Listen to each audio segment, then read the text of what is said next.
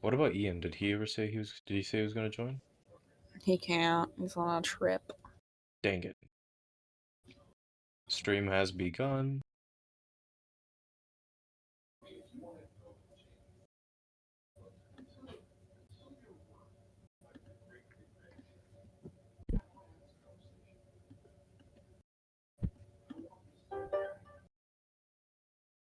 Okay, and YouTube chat.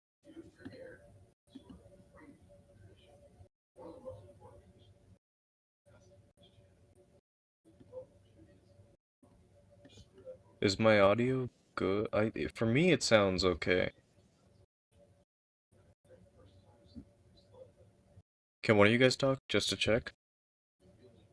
Bada bada bop. Bada bop bop bop. Hello, hello. For me it sounds good. I don't know.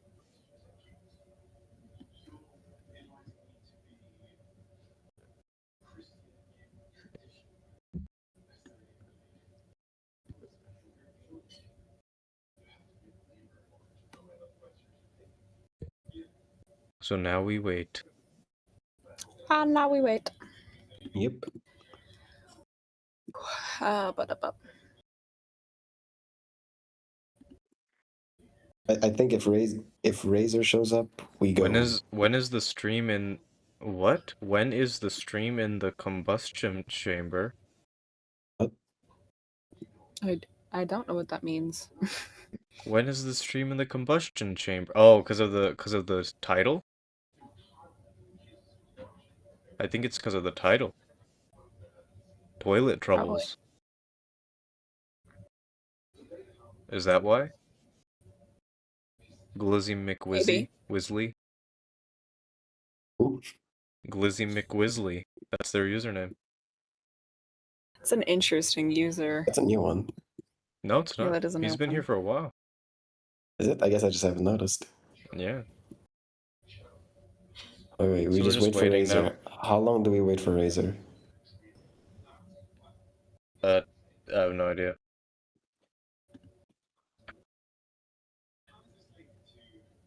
What are your thoughts, Kat? 3 minutes of advertisement? Dang. You know what I'm gonna do? Razor! I didn't even do a timer. We summoned him. I didn't see the ping while I was doing some. So. It's okay. Oh wait, Razor. It's alright, don't worry. Do you want to just use reactive or do you have OBS open? No, yeah. OBS open. Just give me a second. It should be the same invite link, but I'll send another one. My thing working? It should be set up. Yeah, it is working. There we go. Yours I just put Alright, here we reactive go. because you're not in the thing, but it should be fine. Also, I would like to give you guys a little bit of a warning.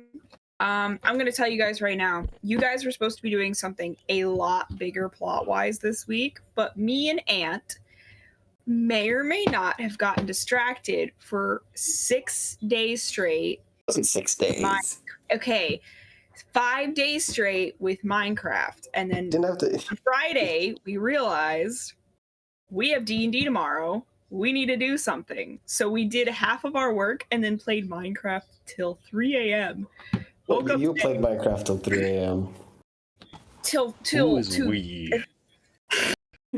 There is no we. And then we rushed the rest of the work today.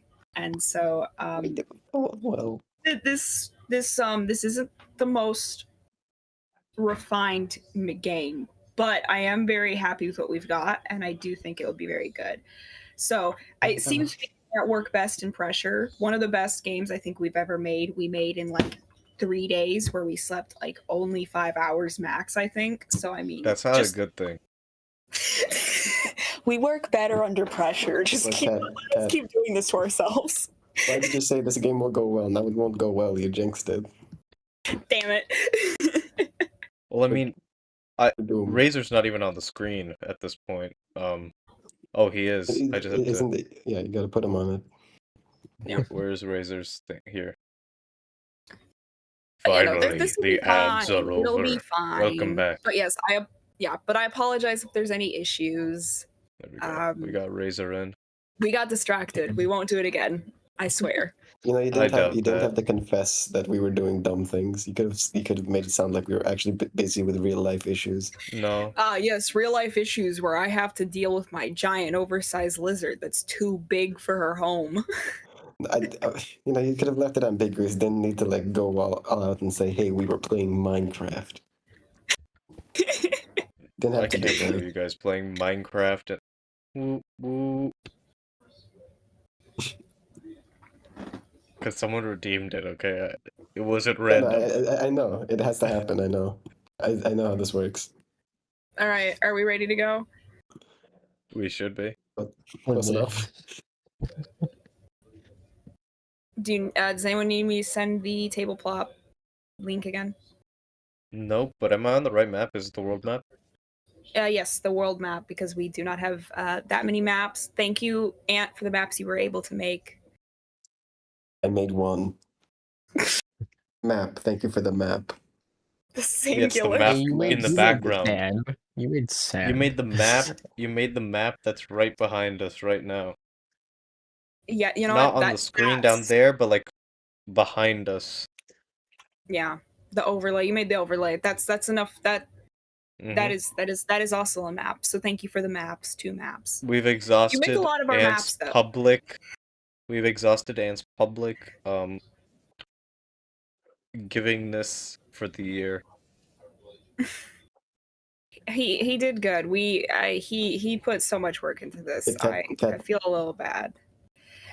Depending on how long you can stall them in the start of the game, I might have 2 maps. All right, guys, I have a riddle for you. Okay, I got this. I got this. Give me the riddle. What exists and has a face? Me. You get 1 guess. No, Me. wrong. I was thinking about me.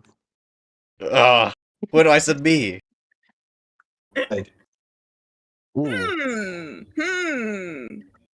A pickle, this is. Okay, but It seriously, is- are we ready to go? Are we ready to go? Does anyone need anything? I'm ready. No, We are no, missing half the party though. but It's fine. that's day to day. That's Yeah, no, because remember, this is just toilet troubles, right? So all that's gonna happen is you guys are gonna have to be plumbers. I'm sure it'll be fine if you're missing like half the party. Wahoo, let's go. Where's Yami? Then neighbor. No. Where's It'll be Roger? fine. Oh, Roger's doing college stuff. Oh yeah. Yeah. He said he'll be active eventually, but for a while he'll be out of commission. It's found. So I'm assuming you guys got this right. We've got this. We can do Got- this. All 4 of us can be plumbers together.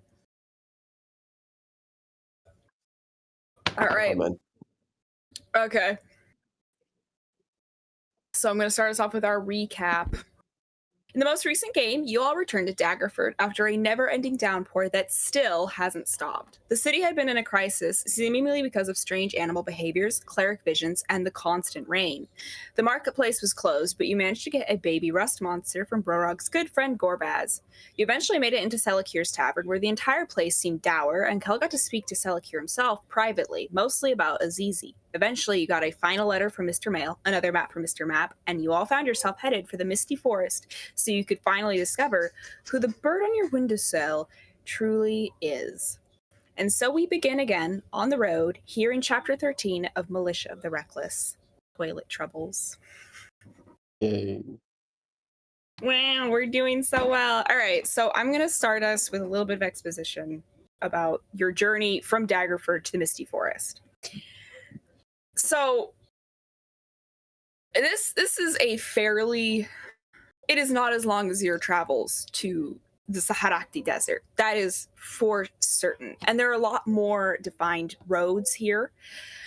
And at the start, most of it was horse-drawn carriages, lots of people walking by foot. And you guys were lucky enough to have actual horses to get you to the Misty Forest for traveling, because that is very quick. But as you walked and as you kept journeying, the scenery began to change a little bit more from the plains around Daggerford, the landscape around there is very...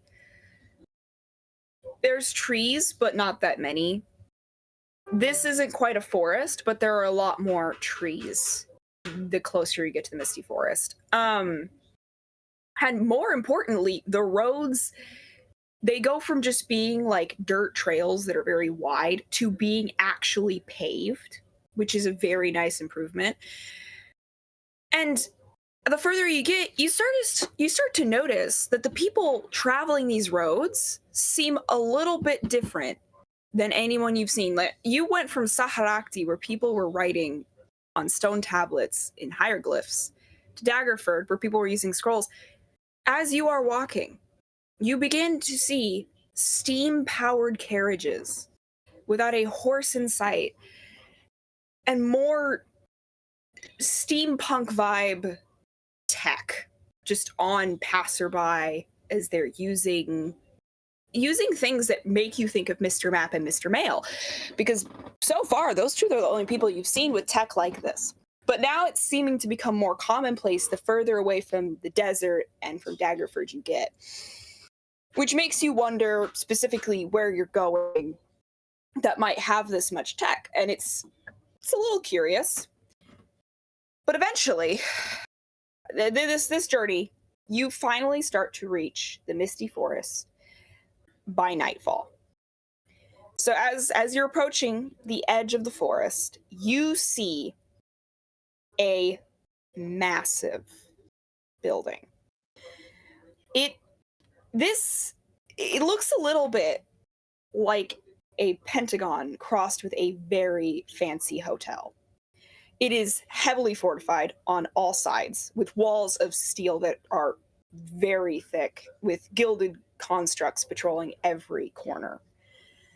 There seem to be guards, heavily armored, in front of a very large, very thick door that seems to that doesn't seem to be a way to actually open it from what you could see.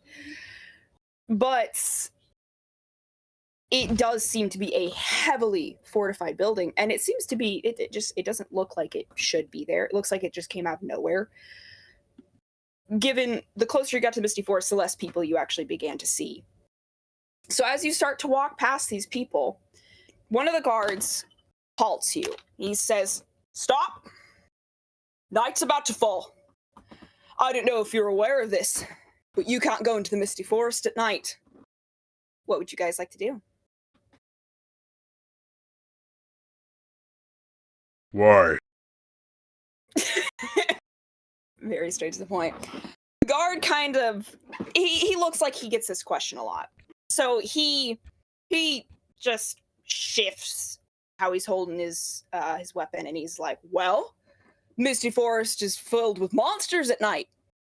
It's dangerous out there. During the day, it's a lot easier to avoid them. But during the night, people go missing in there. Bad things happen to people that go into the Misty Forest at night. So we don't allow people to go into the Misty Forest at night. It's the Mister's orders. We can't let anybody go in there. It would be dangerous, bad for business, bad for the road, bad for the people, bad for people all together. On both sides of Misty Forest, entrance and exit, there are inns just like this one. And yes, this is an inn. So you can stay here for the night. Wait. We were expecting people. Who are you?" Me, Brorog, the Zorok, last of the Zorok clan. Me, smartest of group. You talk me. Yeah. Yeah. So I can assume that you are the person leading this group. Yeah. Well, it is said that you were supposed to arrive by tonight. At least the guests we were expecting. Are you a reckless militia, perhaps? No. We, militia of the reckless. Completely different. Apologies. Very sir. different. We would never have meant to insult you. Please, Yeah. come inside. Usually, guests would have to pay for their stay at the inn, but someone has paid in advance for you. You've been deemed a very important guest. We have been ensured that we must get you through the forest safely, which means we must not let you go in there at night. So please, everyone, come inside. Your payment has already been processed. Okay, Maizan's gonna lean over to Borog and then just say, "This is a load of barnacles." It's a load of barnacle. Yeah. Keep in mind, Brorog has no idea what a barnacle is. Yeah, whatever that is, it's definitely that. He just goes, Yeah. yeah. Yeah, actually, you know what? It's like nodding. Maizan's gonna look at him like, "Do you know what a barnacle is?" No. All right. Maizan's gonna stare at him for a moment, and then he's gonna rephrase and say, "I think this is a trap." Oh. I think. Well, Kel will Nice. pipe in here. Kel will, he'll interject, and he's like, "Listen, I don't trust a word of that, but because I have priorities, we are technically being invited to a very ostentatious party by this bird lady. And it seems like she's a rich lady. I just based off of how much gold she's been paying us to do like chores. So I'm just saying it's suspicious for sure, but not in the way that I think Maizon was thinking. I think it's suspicious because the lady is so eager to get us to the place and she's being so nice to us, not because these people have had the room paid for. I don't think that's what's suspicious at all. That makes sense.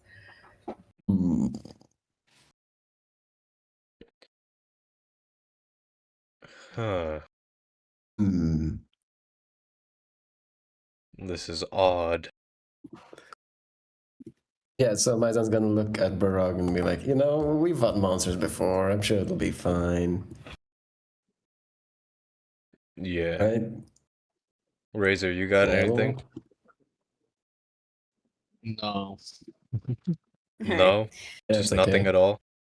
Yep. So Charlie will add, and he's like, well, folks, as much as I would love to go into this so dark and dangerous forest in the middle of the night, oh, it sounds such an exciting story. I do think I would like to point out a few things here. We're going to a nice party. And as much as I love you guys so much, you're all so well-mannered and clean, and you never do anything weird like eat trash. And he like throws a nasty side eye at Maizon.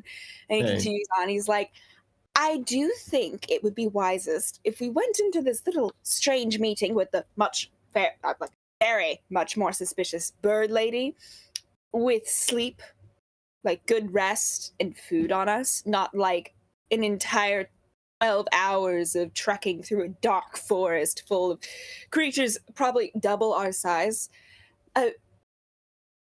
So, personal thought, I'd rather deal with whatever weird shit is going on inside this weird armored quote-unquote inn than in that forest. First, Borog, when you say the trash bit, Borog looks at Maizon and like crouches and I was like, hey, you gotta stop doing that, dude. And then when you say we've fought things that are double our size, he goes, whoa, you gotta speak for yourself. Yeah. Maizon's having a bad day. Anyway. Yeah, Maizon still like seems adamant, like, I just don't see any reason we, as self-respecting adventurers, need to go into some little hidey hole like a bunch of losers.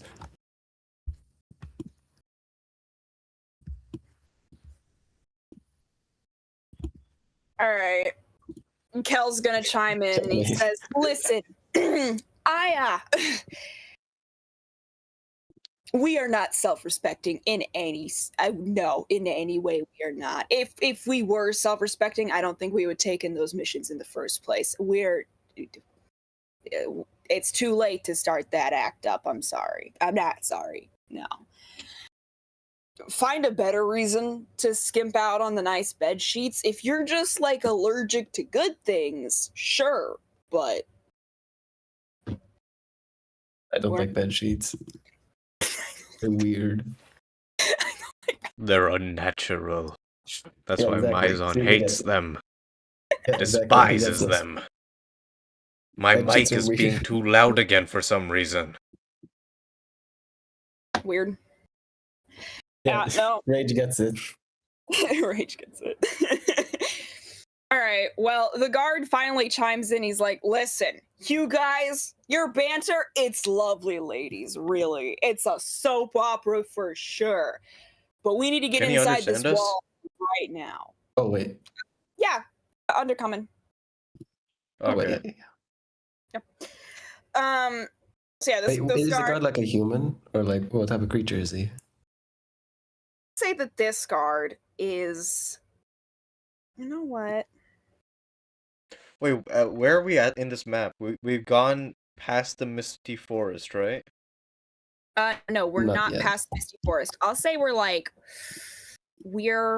right here because there's this little clearing where there's trees and you can kind of go in, and then it gets heavily wooded forest. You're right here, Okay. right above like the eye in Misty.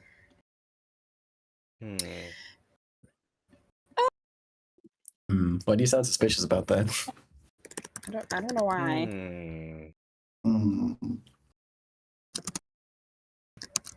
Also, yes, I did the second map. And Nice. We have Stall. 2 maps.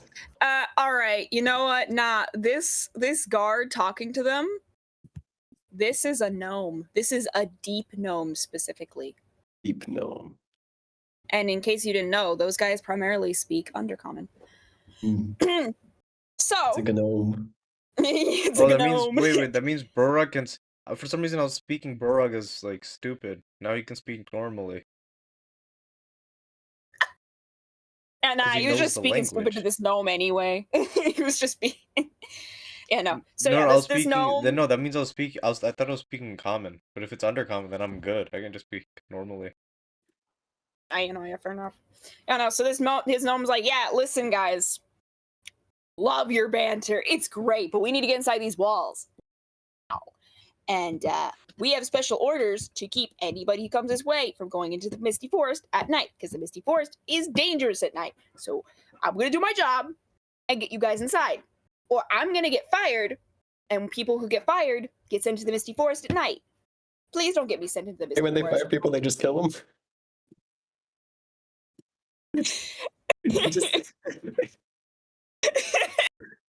When we get fired, we get sent to the slaughterhouse. You just get taken out the pasture. You just die. If we That's an odd survive, it's severance because of package. luck. Severance package. That's a- Severing your head from your body. I guess so. Yeah. So the gnome is basically like begging you guys at this point to just get inside the building. And if you guys want, you can roll an insight check to see if this guy is like lying to you. If you have any other checks you would actually like to roll, you can also roll any of those. Okay, before that, I'm whispering now because somehow my Alexa heard that. I was like, I don't know how I can help you with that. I didn't say Alexa at all. Maybe That's something Cat scary. said Did they sounded hear like me? Alexa. That's Maybe scary. something Cat said. No, because I'm wearing headphones. Yeah, Oh, I don't know that's, then. that's How the scary. heck Your did house he is hear haunted, me? bro. Your Alexa is haunted. I feel like most voice How activated did this machines thing are hear haunted. me? Also, I'm gonna roll Anyway. that insight, by the Yeah, way. no, I have one of those like voice activated things, and it'll just like go full volume and say, "Sorry, I cannot help you with that right now." It's just, Yeah, it's, same. I That's feel just like what it's something they all that's do, exactly you know? what just happened. I don't know if you guys heard it in the No, background. but like literally, like you could turn it to volume 0. It'll just come back full volume. Like Oh, never why? mind. That's like possessed. Why is it doing that? Yeah, I know.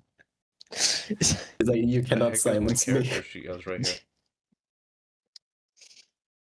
Okay, I would like to do that insight, please. I have Alrighty. a +2. Still a +2. I was gonna say, wait, what does the helmet do anything? But nope, it's 15 total with the helmet, so it doesn't change the modifier.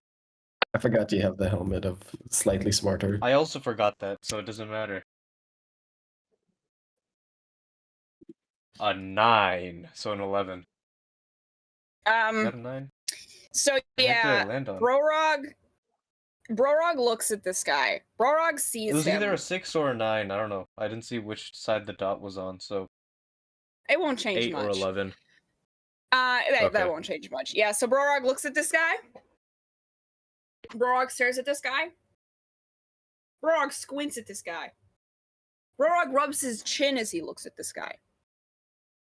The conclusion Brorog comes to is that this is a guy that means what he's saying. Hmm.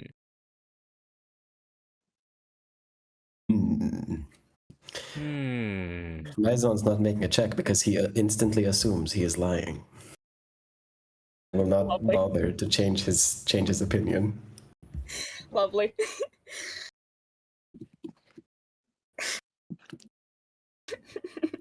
Razor's Umbre gonna do a check? No. What's your No. wisdom modifier? That is a good question. What do you mean that's a good question? It is a good question. +2. I think that's worse than Brorog's. Brorog's is like 3. I have a think. +2. No, it's the same. Oh, okay, no, they're, Yeah, we they're equally exact. wise. You know what? I think I should send a person with like the high whiz to do a person. I'll do one insight check with Kel. If it fails, it fails. Right. I also, Myzon also has high wisdom, but he's also kind of stupid, so he's not going to do it. It's in character, which is why. All right. This What my is character What would my do. character wow. would Oh do. my god. Yeah, He weird. got a 12. Yes. So Kel looks at this guy. Kel squints at this guy. Kel glowers at this guy, and he's like, "Yeah." Does this he not guy rub his just- chin? Nah, he glowers. Brorog rubs his chin. Kel crosses his Okay. arms at this guy, and his conclusion: this guy knows. It's This a guy's just guy. being honest. It's a guy. That sure is a That means gnome. what he said. Nah, that's a gnome right there. Yeah. So Kel kind of shrugs his shoulders a little bit. He's like, "I don't think he's lying."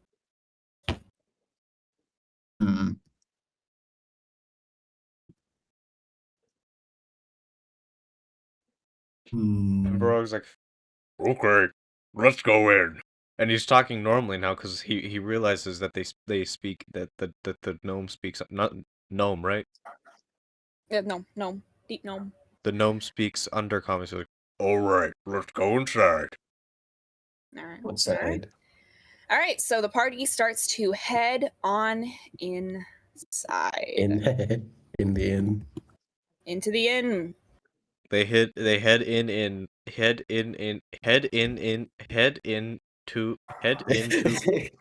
into the inn. Lovely. Also, don't mind how badly attached that door is on the left. I forgot to put it in the first time. Just ignore it. That's a door. I got wall. jump scared by those constructs. Oh my! What's wrong with them? I got. What's wrong? They look jump normal. Scared. Are you dissing my boy O and I. I? Input and output. Yes, that's exactly what they stand for, probably. All right. So Why- you. why One is guy it greets you when you come in, OIPG? and one shoves you when you leave. You guys step in, and these gnomes kind of walk in behind you, and you see that as you step in, the doors seem to be entirely mechanical, and how they seem to be opened seems to be a miracle because the gnome didn't do anything. The gnome didn't use a key, didn't press a button, nothing. And across the hall, you see a guy sitting on a very lovely chair, and this is a dwarf. You can tell, not only from just like stature alone, but like just because of the mighty beard on this man. You just see that beard, you're like, dwarf. All right. That's a dwarf. That's a dwarf right there. So yeah, no, this dwarf, he's sitting, and he's all the workers here, a lot of gnomes, a few other people, but a lot of dwarves and gnomes specifically, they all have very nice uniforms on, it seems. And so this man, he waves you over towards him at the end of the hall. And he starts to push himself out of his seat, and he has a friend with him too, it seems. This guy's got a nasty bald spot on top of his head, but it's okay.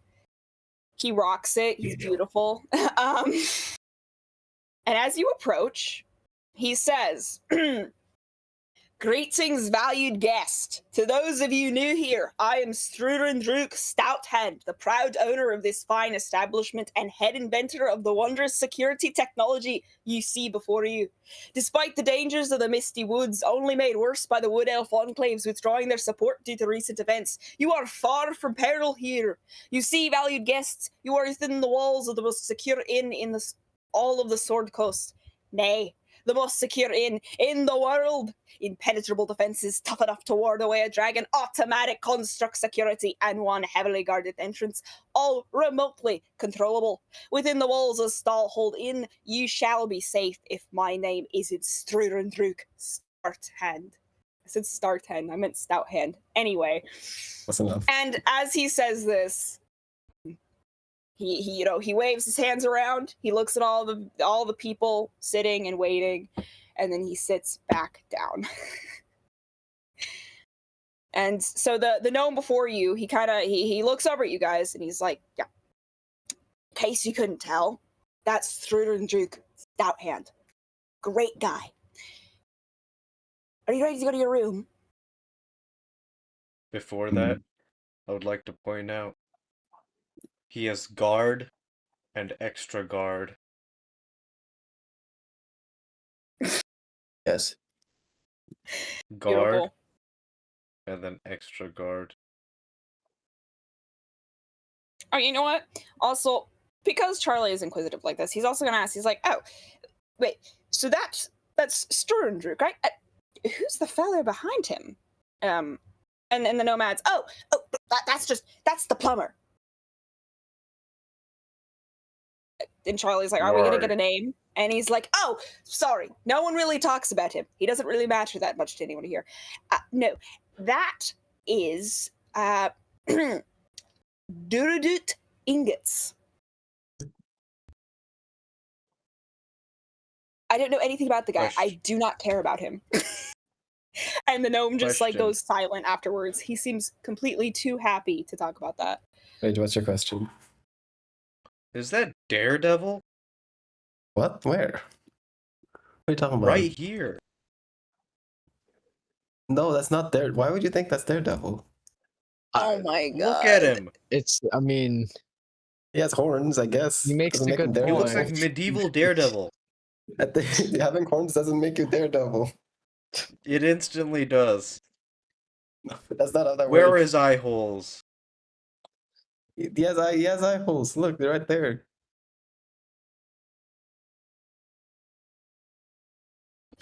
That's He's right, Daredevil. he's right here. It's not Daredevil. Anyway. Yeah, Yeah. Mazan That is antagonizes him. The party Alright. sees Mazan as he attempts to antagonize one of the constructs.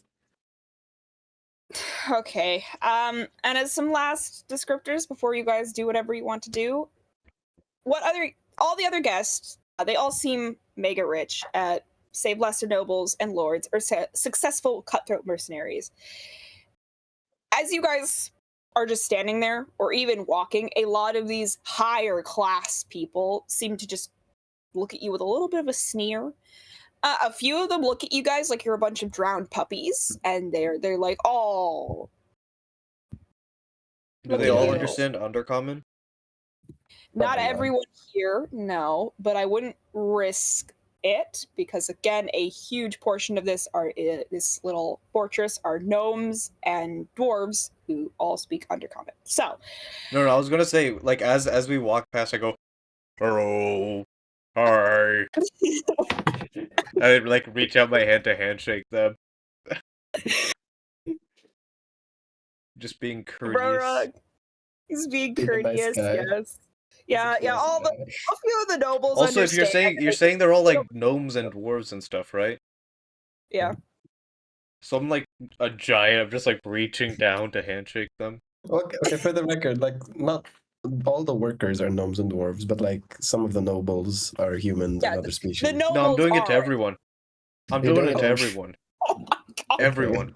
You know what? When you And, walked in, I did to the constructs. Right. You know what? I did to input and output, both of them. Kat, do we say that the constructs have like a high five program in them? You know what? No. Oh wait, wait, give me a second. So you just leave? They're just gonna leave me hanging? They're constructs.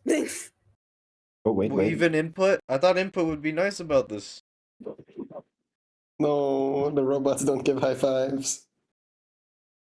I mean, I would guess output wouldn't care because he's like he just kicks people out. But input, come on.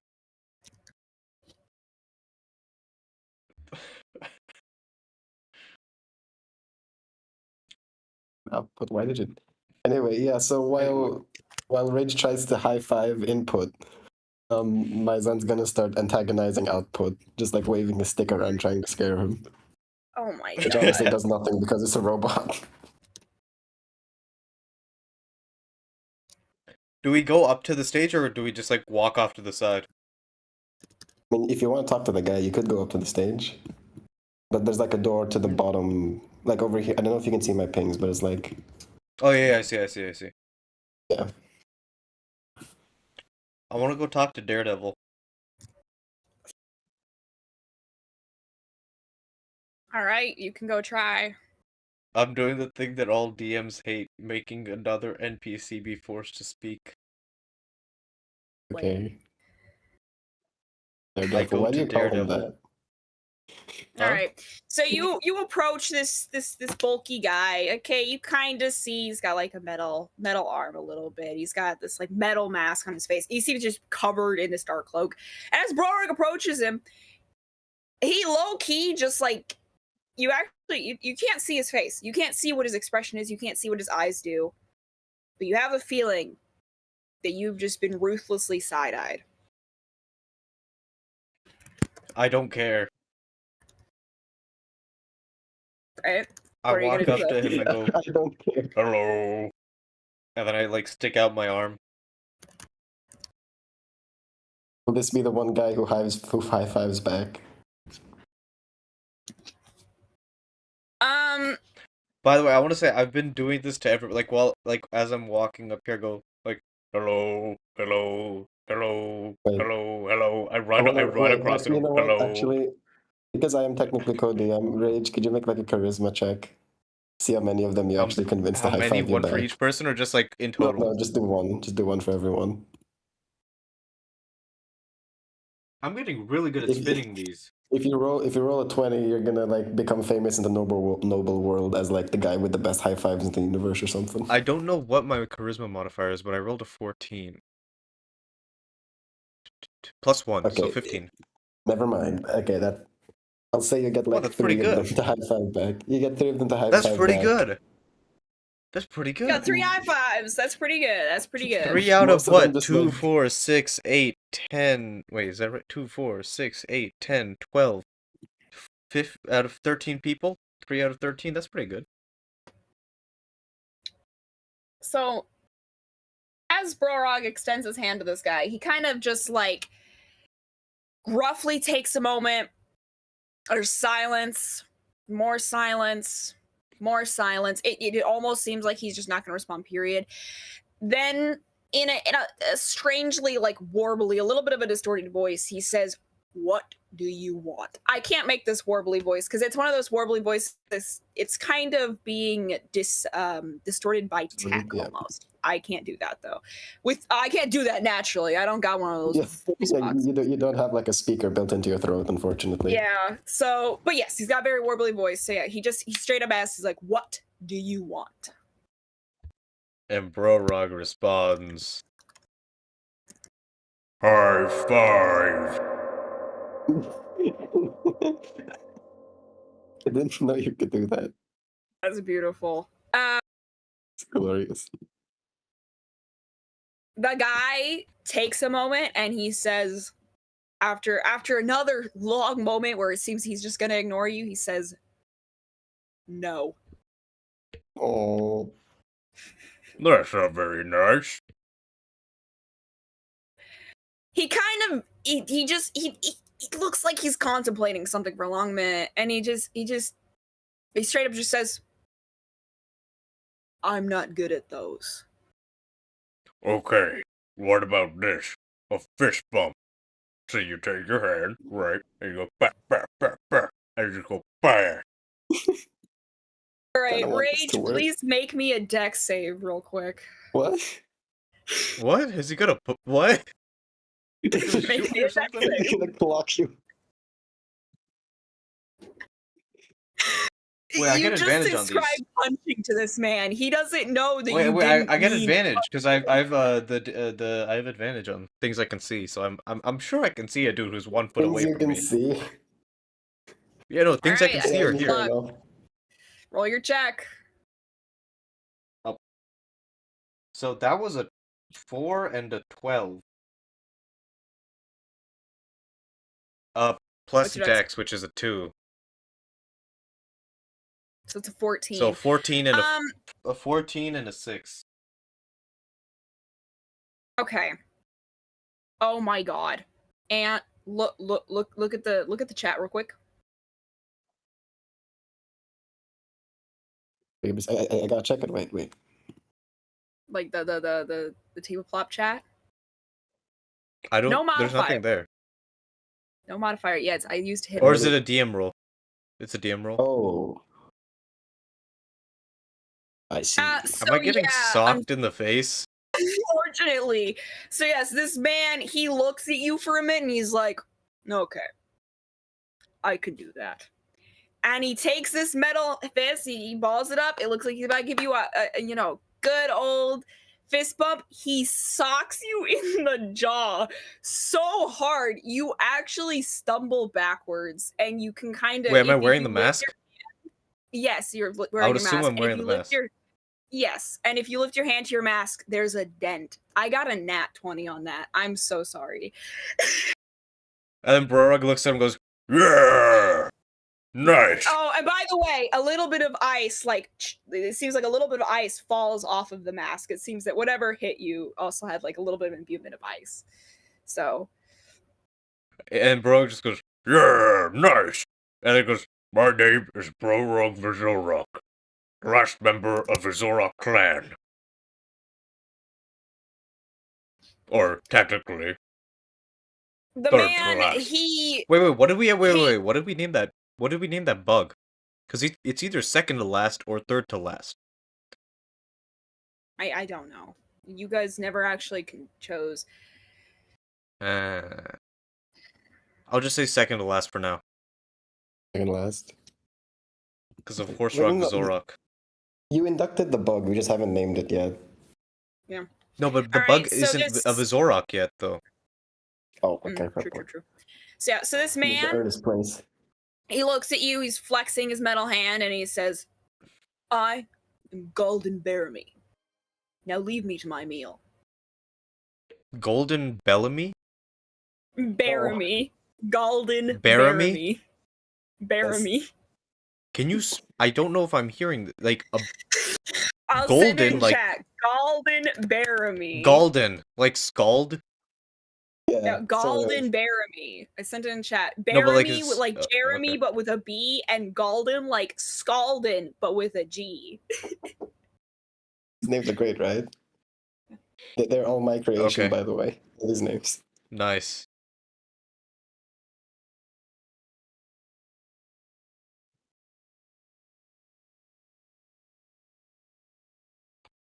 Okay, now what? You got punched in the face. Yeah. I said so yeah, nice. he Do I take says any to be damage left- to that? Or... No, I won't make you take damage for that. Why is that still So, attacking yeah. the construct? Which one? So, yeah, Input, output, or Output. He's attacking guard and output. extra guard?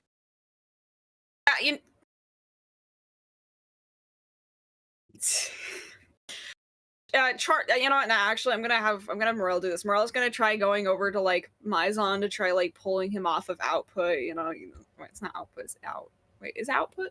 It's output. It's output, yeah. Yeah, so he's gonna try pulling him off of output. He's like, "Stop, please, stop." Yeah, the robot's just not reacting, but Mizon's like screaming wildly and just banging his stick on its head over and over again. Yeah. Is Mizon Right. tall enough for that? He jumped up on it. Okay. He's absolutely Alright. not tall enough for that. These robots are 10 feet tall. Okay, so would you like to do anything, Razor?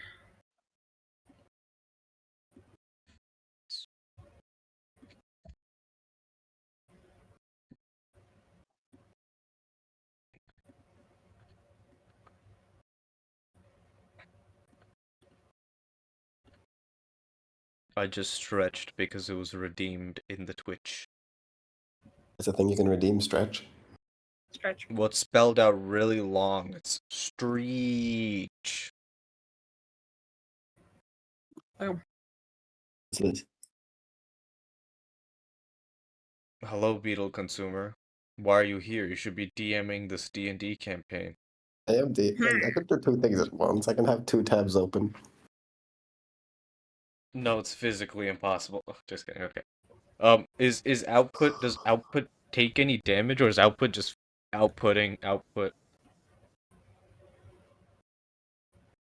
He's fine so far. Like if he is feeling it in his weird construct brain, he's not showing it. He's just standing there looking out the door. Huh. Just walks into this inn and starts beating the first thing he sees. Actually, you know what? No, output does not seem to be getting damaged, but as Mizon keeps doing this, output actually slowly raises his big sword. Just like very slowly. Yeah, Mizon is not Mizon. Morel is now going to double his efforts to pull Mizon off of output. He's like, please, please, please. Wait, is it like this slow? Is like every hit? Yeah, like You very. can't Yeah, see exactly. it yet. It's not even on camera yet. Yeah. That seems like, let's say the right. Yeah. Imagine it. Yeah, like super slow. Yeah, so Morel's trying to do that. Yeah. I don't know if my audio glitched or if I did get a response from Razor. I don't think he I responded. didn't hear him either. No. Or I just forgot. All right.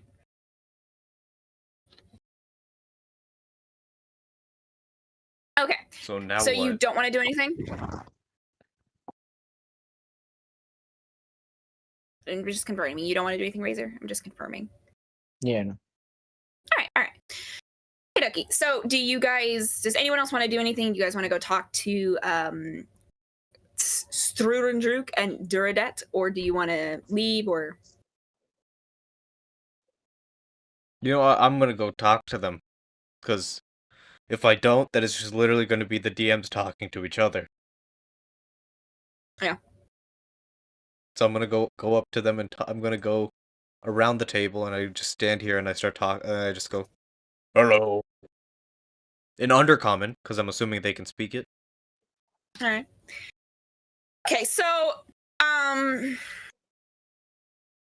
right. So you say hello and he says, "Greetings. I am Strurendruk Starthand, but you heard that before. I saw you in the doorway. How can I help you?"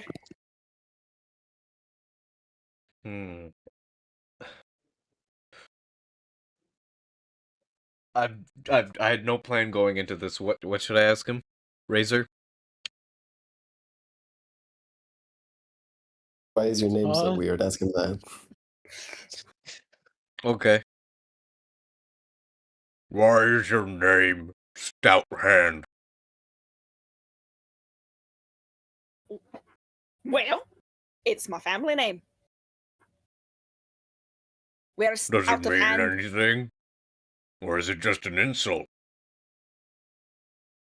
Are you calling my family name an insult?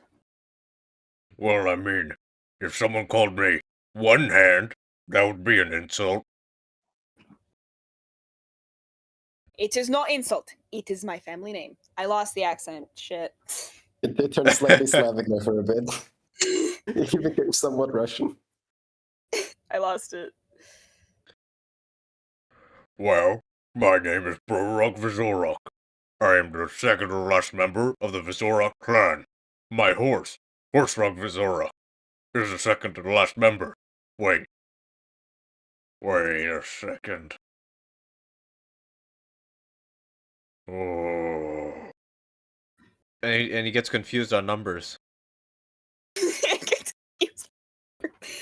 So yeah, so He's counting on his fingers. Druk Stout Hand. He's like, what? He seems a little. 1+1.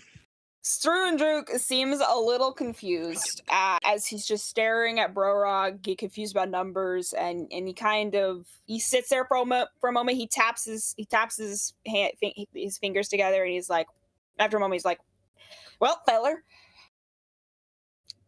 move along. I think I've answered all your questions." Okay. And then Brorog goes to the right.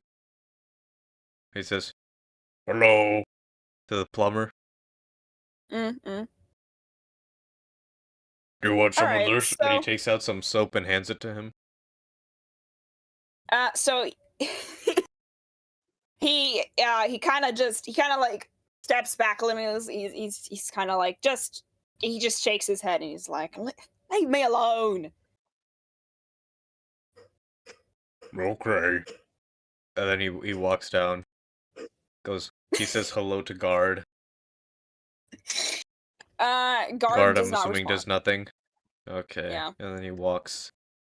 I'm assuming the party is over here since they're not doing anything, or no, they're still over there. Wait, do we make Morel do a strength check to get Nizon off? Or you get cut I in don't half? think he's succeeding that, dude. Yeah, Cal can help. But everyone else is over here already. Mizon gets FOMO and then runs over. Alright, here, I'm Uh-huh. rolling a flat. Okay. That was a 19. Are you okay. rolling DM rolls or are you rolling like public rolls? DM rolls. I forgot to take off hidden. Hmm. So yeah, Mizon is promptly by miracle pulled off of output and dragged over here. By miracle. Miracle force. Okay. Are we all ready to go to our lovely room where we'll be staying? Yes. Where we'll be Alright. staying and presumably have toilet problems. Here we are. Brorug runs and jumps onto the couch. First thing is immediately amazing. Okay, I love that. All right, so this room is very fancy. It looks a lot fancier than your spot in Daggerford, with extra large beds, complimentary fruits and cheeses. There seems to be a very large fridge. Now, the characters may not know what a fridge is, up to you if they do, but when they open it, it's a fridge. And there is proper plumbing in the room. And they even have a music player and a complimentary audio log device, which are products of Dwarven and Gnomish minds working together. So, is there anything anyone would like to interact with while they're in this room? Wait, actually, before Brorug does that, for what he does first is he runs here to the bathroom, changes into indoor wear, and then plops his armor right here, and then runs and jumps onto the couch. Wait, he has indoor wear? Yes. I didn't know that. Anyway. It's like it's like a duplicate of what he wears under the armor. It's just like a t-shirt and pants. Fair enough. Yeah, well, I don't think, has the party encountered a bathroom? Like yes, they've encountered a bathroom before. They're not heathens. They don't go in a bucket. I Listen, understood no, that reference. this is my headcanon. Most people think their parties are filthy, but because of Brorog, this party is like actually always super clean. Like they are clean freaks, and they refuse to use any toiletry products that are a little too under like anything for bathroom related issues or like cleaning themselves. They refuse to do anything like that's not high quality because of Brorog and his soap. Yeah, that is my headcanon. I'm taking that. Wait, you're the DM. It can just be canon. You're right. It is. It is canon now. Thank you. Well, technically, we need the player's approval, but DM power or whatever. Yeah. I'm fine with it personally. Anyway, yeah. While this is going on, I found this online, but this is what I would imagine it looks like. His indoor wear.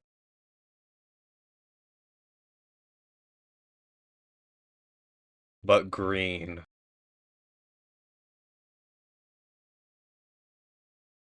Yeah.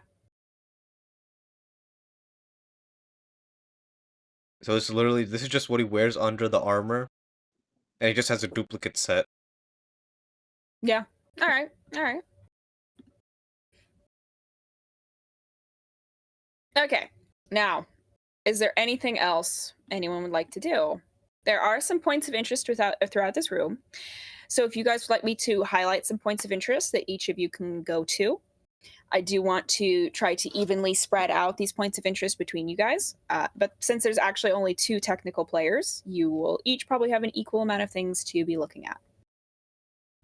So if you guys want to try to find them alone, I will let you guys do that. But if you want me to highlight the points of interest that me and Ant personally set out, I will do that for you guys. Okay. Can I... You said, okay, so I'm assuming this cupboard and this cupboard is a fridge, or is that something else? Or are those just cupboards? I don't know. Where's the fridge? What are you looking? No, yeah, the fridge is actually the cupboard. Okay. I'm saying that because I forgot to add the fridge. Whichever one your heart desires. No, one of them is a fridge, one of them isn't. Which is up to you.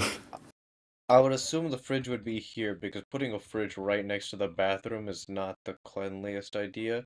Unless it was a bathroom with a divided area for the toilet, so that you can, like, wash your hands while cooking without actually interfering with the actual bathroom.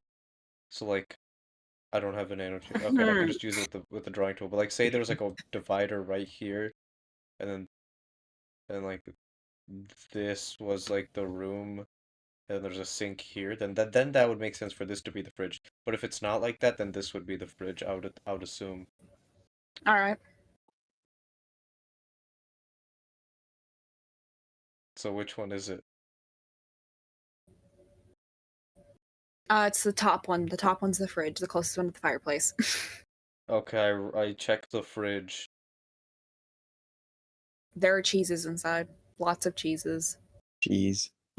Cheese. Which kind? There's a little bit of... There's some refrigerated water. Lots of cheese. What's the water in? Metal containers. Okay, so there's a lot of cheese and water. And milk. And milk. Okay. Anything Remember, else? at any time you guys can ask me to point out some points of interest. You had it. No, I'm gonna look at everything manually, okay? Yeah, no, you have to drag Brorog around and like manually look at things. Yes, I do. Oh no, Okay, I'm gonna do this is because I want all the players to be interacting with points of interest, not one person. Izan's gonna like go into the bathroom to inspect plumbing. Well, there's a lot of pipes. Very nice toilet. Do I smell anything? Plumbing. You smell plumbing right now. Nothing strange. No strange smells. Chemical. There's something slight in the air, but nothing outright. But there are some really cool posters of like dwarves rocking like leather armor with like spikes on it, and they're holding like these strange things with strings on them. Can't tell what it is. Mizon doesn't know what it is, but for the viewer, it's Rockstar Dwarves. There's some What? sick posters of Rockstar Dwarves For in dwarfs. All the right. bathroom. So they're Yeah, guitars might as well or look harps? at. I assume it's guitars. It's guitars, yeah. I mean, these dwarves have remote control doors and robots. I feel like a guitar isn't too far away from what they can. Well, not they even can that. Like achieve. the fiddle itself exists. Like not the fiddle, but like Yeah, the no, fiddle violin is also a existed. thing. Yeah, but I assume this is the like a. Cat said rock guitar, so I assume it's Magitech electric guitar. Yeah. But still, we would. You can, even if you haven't seen an electric guitar before, based on an acoustic guitar, you can still assume that the electric Okay, guitar it's is a true. guitar. Look, here's the question though. Would the fish people have guitars? And adding on to that, has anyone Maison seen have a guitar Charlie has an or like a automaton. lute? That's not a guitar. A guitar. It's not a guitar. That is not a guitar. That's a magic item. That's like a straight up magic item. How do you not believe Yeah, but just guitar? because it's a magic item doesn't mean it's a guitar. I'm just saying that that Maison doesn't know what a guitar is. That's my assumption, at least. It's like I if someone feel like- doesn't know what a saxophone is and you're like, but you've seen a drum. But yeah, they're both instruments. That doesn't mean. That doesn't...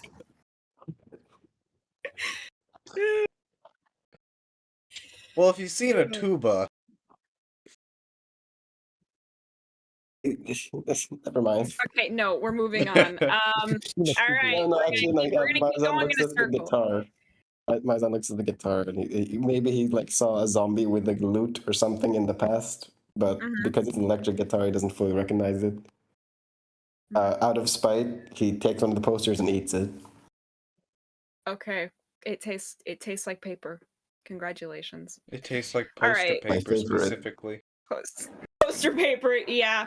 It's got a slightly it's got a It tastes slightly shiny. sulfury taste to it. It's got a slightly sulfury taste to it. I don't know if anyone here knows what sulfur tastes like. I personally don't, but Then how I would believe you it know it tastes tastes like sulfur? poisonous.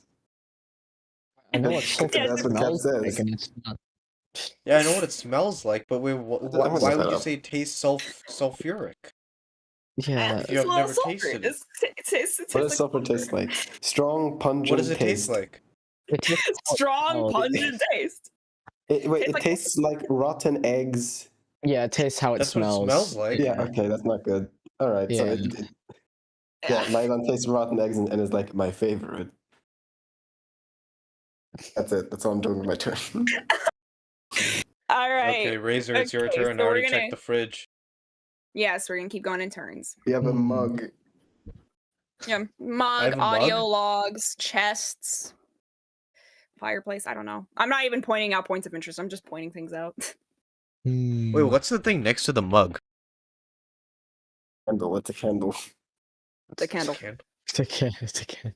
It's a candle. That is a candle. Candle. I And just this zoomed right out, here is looked an like- audio log. Also, why is there a scroll among books? Like what? I don't know. I'm using like the base assets. I don't know why. I don't know what idiot put the scroll in the bookshelf. But it wasn't me. It was me, Barry. I put the scroll in the bookshelf while you weren't looking. So when you unscrolled your scroll, it was all like crumpled up and stuff. Mm. Well, no, yeah, What's- no, it was like all smushed between the books. Yeah. What's where? And I didn't put one of those metal things to keep it separated. It's just a rolled up piece of paper. Hmm. What were you asking it, Razor? What is where? Like, where are we? All right. Where so- What is to look? where? Where to look? Okay. Do you want me to point out some Hmm. points of interest? I'm gonna take my headphones off. Why? My headphones are off. Okay. Okay. Wait, Well, would you if like that's to a fridge, is that a different fridge? No, one of them is a fridge. The other one is a desk, cupboard. What? Ah, yes. They look exactly the same. It's meant to confuse. Very you. convenient. All right. So yes. Yeah. There's a chest down here, cupboard I here, mean, fridge up here. what's in the chest? You know, what are we? If you want to go look in there, you can. What are we looking at over here? All right. Open the chest. All right. So make me. No, actually, I don't think it would be locked. I don't think it would be. I don't think All it right. matters, but I don't think it would, honestly. Actually, this chest is a mimic. Second, if I had a penny for every time Umbre's been bitten by a mimic, I would have 2 pennies, which isn't a lot, but it's changed some price.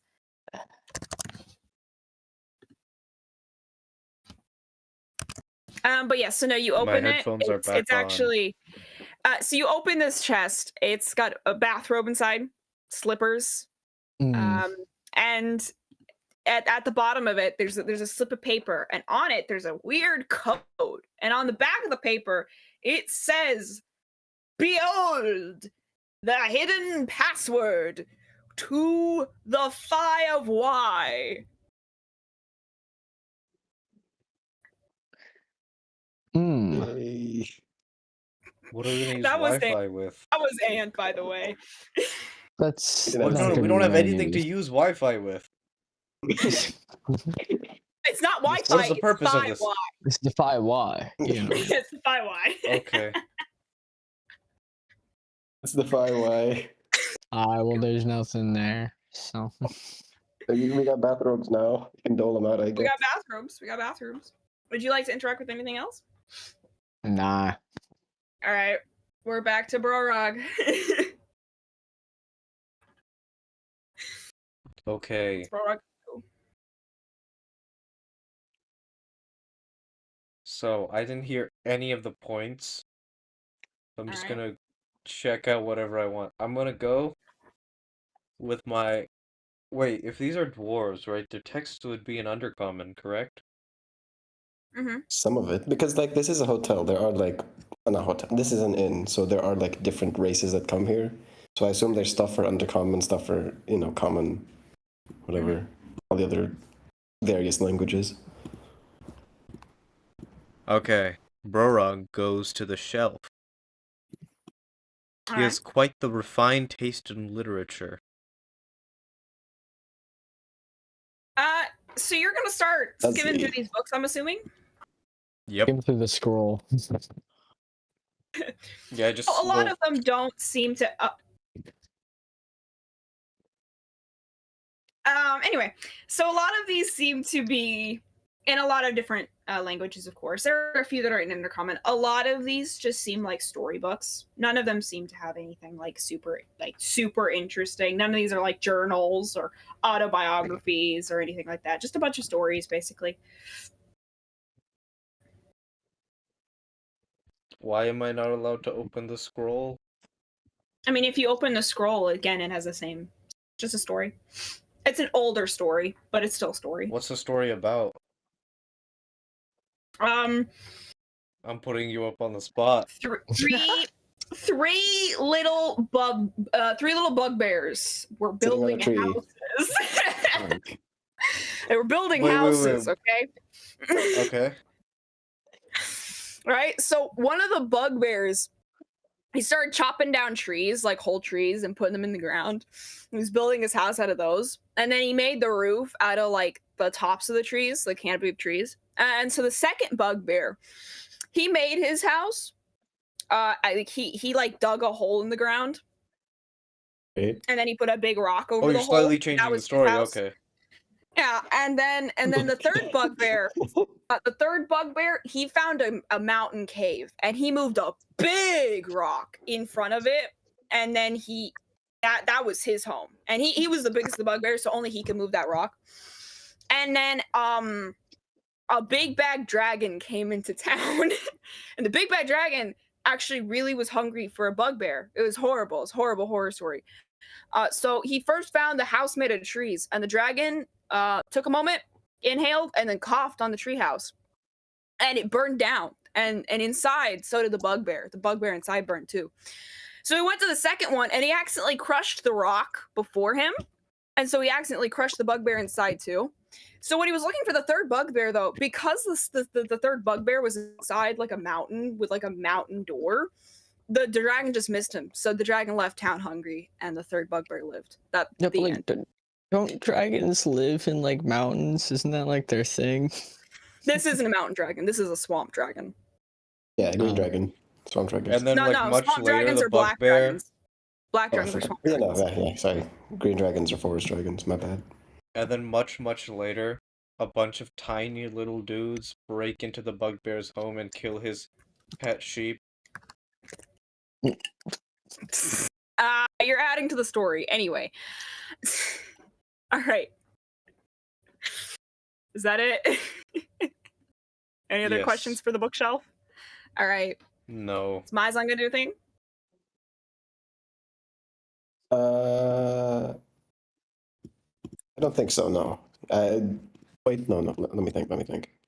He's gonna notice the technology in the room, and because he is crazy fishman, he's gonna like look at it with disgust and be like, "What's this weird stuff?"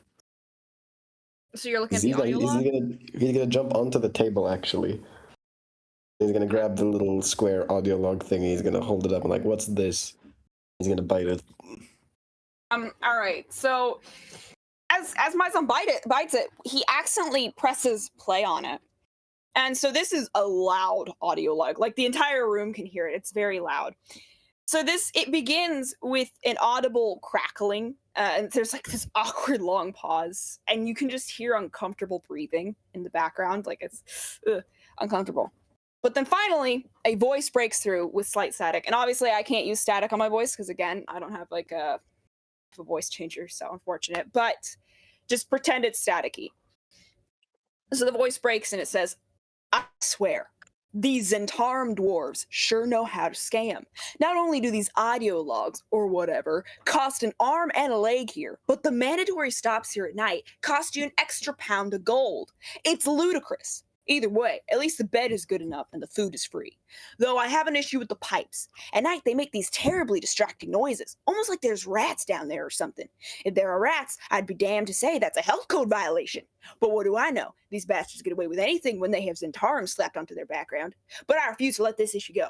First thing in the morning, I'm sending a damned good report to those hard-o-hearing dwarves, so they better get that through their thick-ass skulls." And the audio log ends with more crackling sounds and the slightest sound of something in the background that you can't quite understand. Like, you don't know what that sound is, but it's there. And then it ends. So yes, in case you guys aren't aware, I'm introducing a new mechanic here because it's a little difficult to put NPCs in literally every situation to explain things to you. So now you guys are going to actually have to pay attention to your surroundings to find these little things. Lore cassette tape. Yes. But the books I had don't- nothing at all. Yeah, the books Who had nothing. reads? Storybooks. Reading's for losers. I mean, okay, Am I right? Or am I right? Yeah, there are reasons. I told Ant my reasons behind using audio logs instead of books. So Yes, I know the true reasons. the true It's deep. reasons. Because, like, who would Deep. put a ledger in a random hotel bookshelf? Hmm. Well, that was one of them, but also because I am someone who actually can't use journals very well, at least like paper ones, because writing for me is very difficult because my wrist starts to cramp up really bad and it hurts like I'm breaking it when I write for too long.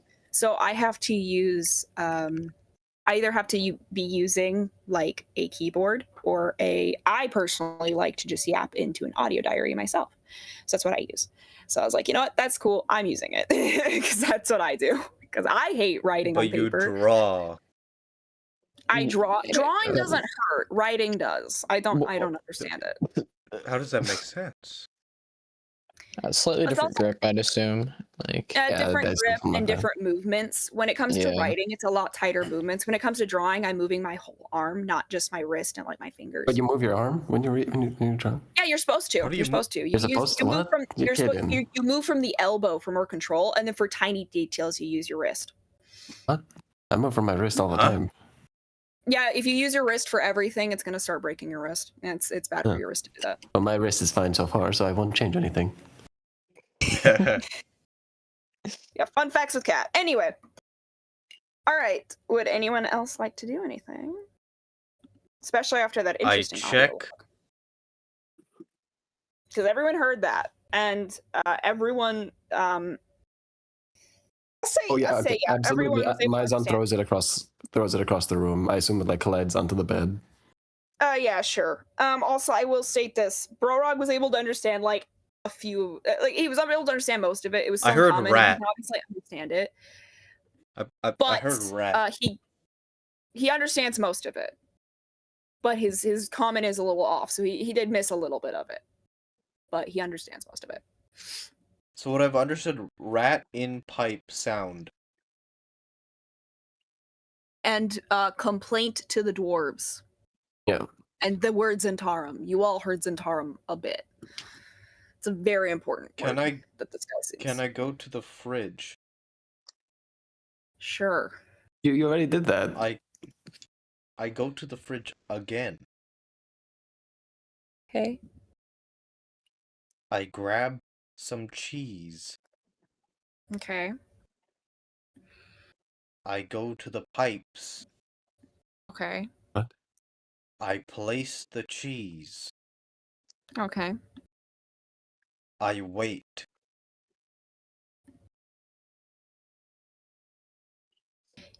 How He's a long do you genius. wait? Until I hear sounds. Okay. So long into the night, everyone starts going to sleep. You know, Brorog's people still there. are just sleeping. Yeah, Brock right? says. Like, you know, Maizon's sleeping before the fireplace, right? Morel took the bed. Umbre's on the couch. Kel and Charlie are snuggled up. He's just sitting in the Why would- bathroom. In the bathroom, Wouldn't Brorog's it just be sitting bad there. if Maizon slept near the fireplace, because then he would like dry out and stuff? All right. Okay, firstly, he doesn't actually. He's not. He sleeps in the fridge. You know what? Yeah. Yeah, he stuffed himself in the fridge. Closes the door. He stuffs his mouth with cheese and then slips it in the fridge. He hates cheese though. It's unnatural. So he throws out the cheese. What's wrong with cheese? How is it unnatural? Oh, actually, well, it's like I guess it's a semi-processed food, but it is processed with like bacteria, so maybe he will like it. I don't know. Kat, what's your call on this? Would Maizon like cheese? I thought he would like cheese. I thought he would. I personally always thought he would. Okay, you know what? No, Especially for the first like time in his especially like life- blue I think cheese and that's stuff. Depends on the type of cheese, you know. Yeah, okay, that's true. I assume it'd be like hard cheeses, which Yeah. I'll say that he likes it, but he's still like hesitant because it's like land stuff and land stuff weird. But Because he's lactose he's fine intolerant. with it. We don't want to have diarrhea, Maizon. We don't need that right now. Yeah, no. All right. So yes, as it starts going to night, everyone's sleeping soundly except for Brorog. He's just crouching in front of one of the pipes, like some of these pipes do have open endings that go into the room. For some reason, the pipe machinations seem a little weird, but you guys don't understand why they're like this, but there is a purpose behind it. So you stuck some cheese in there and now you're just waiting. You've been waiting for a few hours. Suddenly, everyone wakes up. It's not because you hear a noise. It's just because something feels wrong. It's just a feeling when you wake up in the middle of the night and you're like, something's off. And usually you can just go back to sleep because nothing's actually off. But it feels, it's uncomfortable. You guys are like up, you're kind of just sitting there. And that's when you hear the noise. It's not that loud. But kind of like the audio log said, it's annoying. It's like this, it's almost gurgly. It's very faint. And in the bathroom specifically, right by that pipe, nothing necessarily happens, especially not to that cheese. But Brorog, it starts to smell a little bit more like sulfur in the room. And then after a minute, it goes away. And so does the sounds.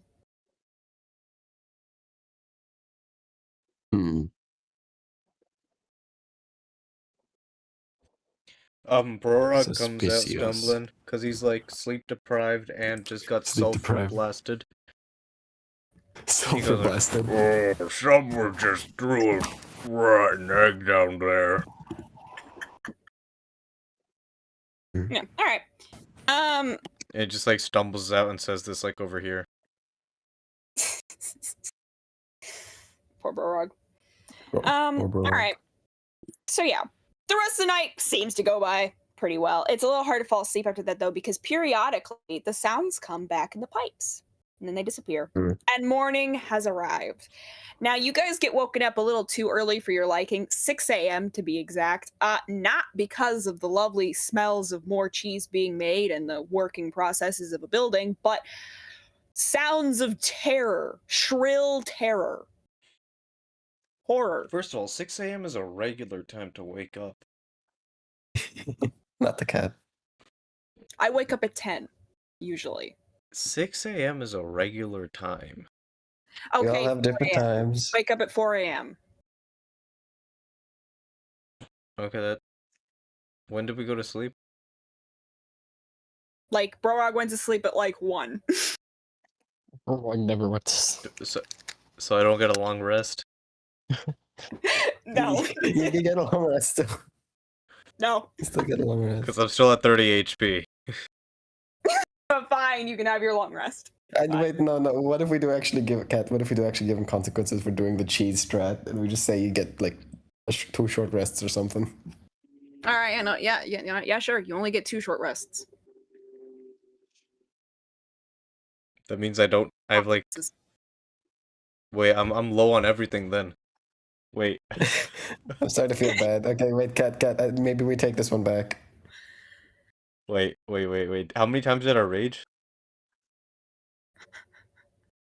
I don't remember. Because I raged during the side quest. There were no rests last session. So I think I'm at 2. There are 2 rages And left. I used one of my hit dice last session, I'm pretty sure, so I'm at that. Mm. Can hit dice be used in combat? No. What do So you the mean by only that? point of them is short rests. Yeah, you can only use them as short rests. Huh. All right. Here. The dice shall not decide your fate. Roll You the get your long dice. rest. Yay! Let's go. The dice have decided to be benevolent today. All right, so yeah, are you all gonna head out at 4 a.m. to find why there's screaming and terror coming from the waiting room of the Stallhole Inn? Yes. All right, also, Ant, please let our surprise guest know. Oh, okay, got it. Bada bow bow, bada bow bow bow bow bow bow bow. Oh no, input, output, guard, and extra guard are dead. But look, it's Yami who's not here. Give him a minute, right? Patience. There he is. Oh my God, he's here! I'd It's play, the That was almost guy! perfect. It's the guy! play my theme song, but I don't want to get rage in trouble. Copyright strike. Wait, We don't wait, want dude, that. do you have... Hey, Yami, do you have your, do you have OBS open? Or do I have to do reactive? Because I don't have you on Hold screen. on, let me pull up my OBS real quick. It's been a minute. Yeah. All right. I actually don't know if he's been like he was watching the whole thing, and in which case I wouldn't need to give a recap on what happened. But in case he hasn't, one of you guys give him a recap. Okay, I got alright, this. So Here's what no, happened. No, What? Rage, no. I'm handling this. He's got it. He's got it. Alright, my No, reactive is No. I up. got this. Anyway, I got this. no. Rage, no. All right, so I'm giving you the professional recap. We can't dilly-dally with the gifs and gaffs as much as I want to. I'm in a pipe. Okay, no. But all right, so what happened is Sebastian got a letter that had some very important details about a little important something that I will tell you about later. They won't come up this game though. And so he ran. He did not tell the party a single thing, but he left. So the party went back to Daggerford. They got to talk to Selakir. They got to do other things. And they found out that it is time to go talk to the bird on the windowsill. But they have to go to a party, and they have to go through the Misty Forest first. And at the Misty Forest, they were stopped by some people that belonged to the Stallhold Inn. Now, because of what Sebastian had to go do, he also actually had to pass through the Misty Forest.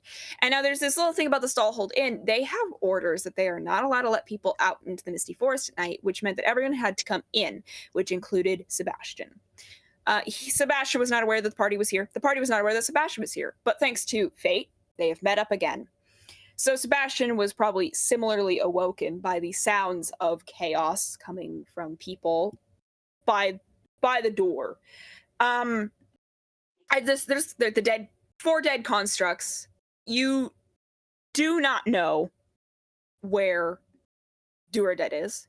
You do not know where oh my god, I forgot his I'm sorry name. about the names. I made them very inane. Strurendruk. Yeah, Which, by the that's a way, name. Yami, Duradet is the plumber, a dwarf of this place, and Strurendruk is the owner of this establishment, also a dwarf. And there's a little fun fact: only Strurendruk can open the doors of Stallhold, so none of you can get out. And that seems to be the chaos because no one knows where the man is. And when people started to leave in the morning, no one could get out. And that is where the chaos has gone. But that is what Sebastian will have garnered from being in this room. And as he's standing here, he sees some people coming out of the room. More people. He's like, oh, more people coming out of nowhere. It is actually the party that Sebastian had to dip from for a little bit. And they're kind of just, they look a little confused. They look a little lost. They look a little annoyed. It's 4 a.m. Why is everyone up at 4 a.m.? Why is everyone screaming their head off at 4 a.m.? C'est la vie. Also, noticeably, for everyone involved, I know Rage isn't here, so he can't notice this. There I'm are back. a few less I just got guests. back. Oh, okay. All right, this is good. You can hear this then. There are a few less guests out here, which could possibly be because the rest of the guests are sleeping in. You don't know why, but the guests that are here, they are banging on this thick metal door. And yes, there's Sebastian. So that is that's your exposition. What would you guys like to do? Does Sebastian know Daredevil? Okay. Sebastian I seen the character you got there. He does not look like Daredevil. I was tweaking when I saw you say that on stream, bro. I'm just like, huh? Okay. No. You don't understand. There's a version I've seen this. I don't know if it's a fan art thing or a version, but there's literally a Daredevil that looks like him. I don't know. But yes, no, Sebastian. I will does find it. not Okay, know I will find it who and send it to you guys. He does not record, know. if there is a version of Daredevil that looks like that was not intended. I was just making a design and it happened to look like that. It was not intended whatsoever. Ain't being accidentally based. It is not meant to be Daredevil. I do like Daredevil, but it is not a reference. Yeah, so Sebastian is just trying to figure out what the hell is going on over by these doors over here. He's just like, what the bro? I'm trying to get some rest. Actually, I will also mention something. Sorry. No. Yeah, I was just going to mention that the constructs are not exactly dead. I put the dead condition because it was the easiest way to portray it, but they've been turned off. Okay. They look dead, but anyone with a little bit more than maybe one brain cell, they look at them for a little bit longer, they're turned off. They're not dead. Yeah, but not a lot of damaged, they're it's easy to say that they look dead because they're laying I mean, you could say down, right? incapacitated or something, like they're shut off. Hey, that's a good point. Yeah, incapacitated. I should add that in condition instead next time this happens. Yeah, I was like, okay, they're dead then. All right, so yes. All right, so yeah, Charlie moves over with Cal. Obviously, we're gonna get this going. Rest of the party can follow them. Yeah. And Charlie is like, "Oh, Sebastian, great to see you. It is too early for this. I don't know how you ended up here. Great to see you. Hope everything's fine. How's the wife and kids? Wait, you don't have those. Anyway, what is going on here? Do you know?" Not at all. I was trying to get some rest over here, same as what I'm guessing you guys were. But then I heard the commotion. Seems like we can't get the hell out of here. Where's that short dude, the Strundruk guy, the one with the beard? He wasn't balding. Funny name guy? Oh, yeah. I think that's exactly who they're freaking trying to find. Oh. Oh. do you? Oh boy. I don't know what to do about this. And Cal kind of comments. He's like, "Let me get this straight. Mizon bonking the constructs because they're unnatural. My God." So Cal kind of leans forward and he's like crossing his arms and he looks very dead inside. He's like, "Let me get this straight. So we're trapped in a metal box with a bunch of screaming idiots without a way out. I should have been more suspicious. We should have braved the monsters. We should have ignored this place. What? Why do we do this? It's my fault. I blame myself. I should have known better. Great. We have to find the way out. I don't care why. I don't care why the guy's not here. I refuse. And he looks very frustrated. I don't blame him. If I was woken up before AM by screaming, I would be frustrated too. I kicked the door for like 10 minutes, Chief. I don't know. One of his boots is just like exploded from the front. He has a broken toenail. Yeah. You know that thing on the shoe is kind of old and it like opens up at the bottom. Yeah, he got that. Yeah. He had it duct tape previously. Oh, terrible. Exactly. All right. Would Ombre or Brorog like to do anything, or Mizon even? I'll let Umbrog go first. Brog. Okay. That's a ship name. Oh, nah. No. That's the old grandpa and like the 18-year-old. What? No. Oh, yeah, good point. Never mind. That's bad. That's very bad. Mr. 101. He's actually 99. No, 101? No, Mr. Ombre is 99. But he's gonna be 100 Because wasn't this he year. 99 at the start of the campaign? I actually don't know, but I know he's 99 right now. So He's a young adult in elf terms. Or Yeah, for drow everyone or else, whatever. he's old man though. For everyone else, he's old man. He's older than everyone else here. I He's walk seen up light. He's double to everyone's this lifetime. dude. I walk up Alright. to the dude and goes, "Golden Bearme, what happened?" He's not gonna walk past So- our actual teammate. Yeah. All right. No, and then I turn to the left and go, "Hello, Sebastian." He just gives him a wave. Hello. Hello. Hello. So then, yeah, I go to Golden Bearme. Also, You really don't like that it's name, kind of do hard to you? pronounce R's when doing the Brorok voice. But I can say Brorok Vizorok. But I can't say Golden Bearme. Like Bearme sounds like I'm not saying the R, kind of. It's a dumb name, I'm So- sorry. So the man, he kind of turns. He's like a big wall. If Brorog is like very large compared to the party. He's very tall. He's very broad-shouldered. He is the giant of the party. But see, compared to this guy, Brorog doesn't look quite so giant anymore. Brorog does look like an 18-year-old guy, like just straight out of like school. He does not look like he's ever touched a weapon in his life next to this hunk, basically. This hunk. This hunk. I bet Ant's glad I'm describing him that way. Anyway. I'm confused. I was not expecting you to use the word hunk. Whatever. Okay, by the way, the thing I was thinking of was there was a concept design of Daredevil for season something of Born Again, and someone made a black suit version of it, like the Daredevil. You know how he has Daredevil has a black suit, so it's that version of the concept design that looks like this dude. I did not know that. I think it was for season 3. Coincidences. It looks like this dude. It's like this dude if he didn't have the gold bit on his jaw. Like, and it had like the face of like a dude. And That's he what it wasn't the looks like. size of a fridge. Yeah, no.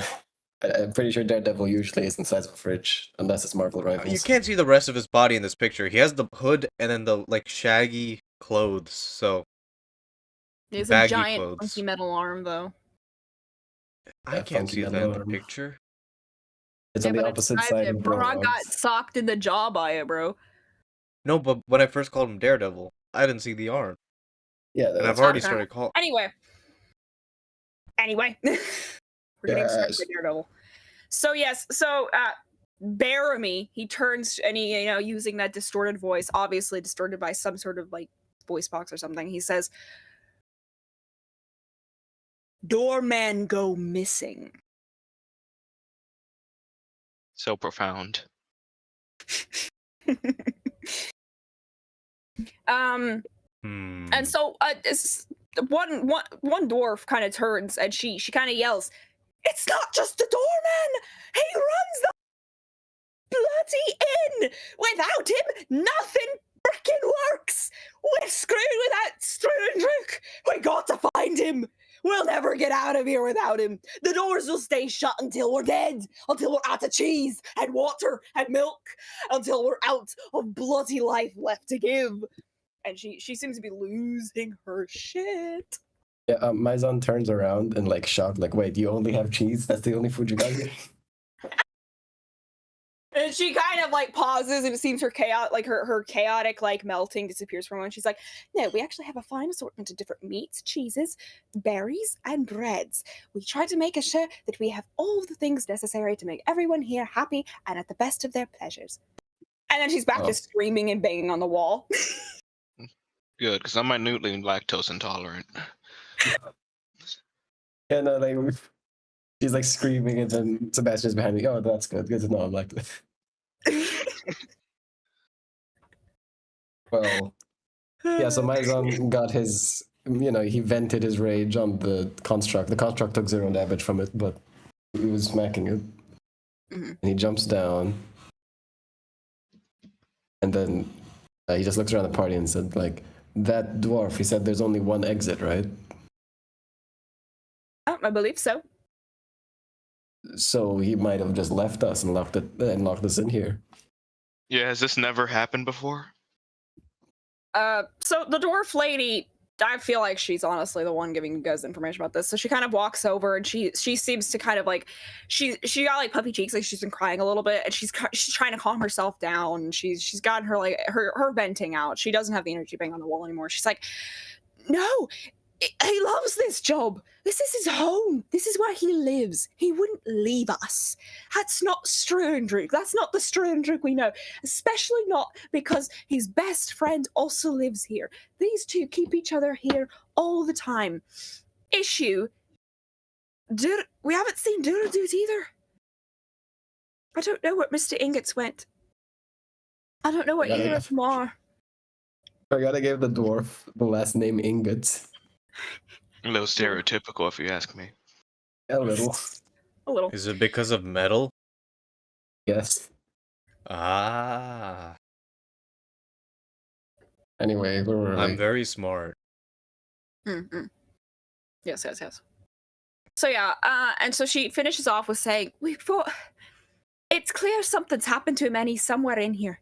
Also, we would have known if the doors had opened. They make a hell of a lot of noise when they open. All the gears, they're loud. You'd know. We've got to look for him. I don't care what you guys do, but I'm going to start looking for Strudrick. He's got to be somewhere. Maybe he just slept in. Maybe he fell in a bottle of... Well, not a bottle. Maybe he fell in a barrel of ale. That sounds like something Strudrick would do. He wouldn't leave us. Strudrick is somewhere. I'm going to find him. You guys do whatever." And she starts to like walk away. And she seems to be like telling herself to like, he's in a barrel of ale for sure. Dwarves do definitely famously fine. get wasted. I can believe we'd find them. I wouldn't be surprised.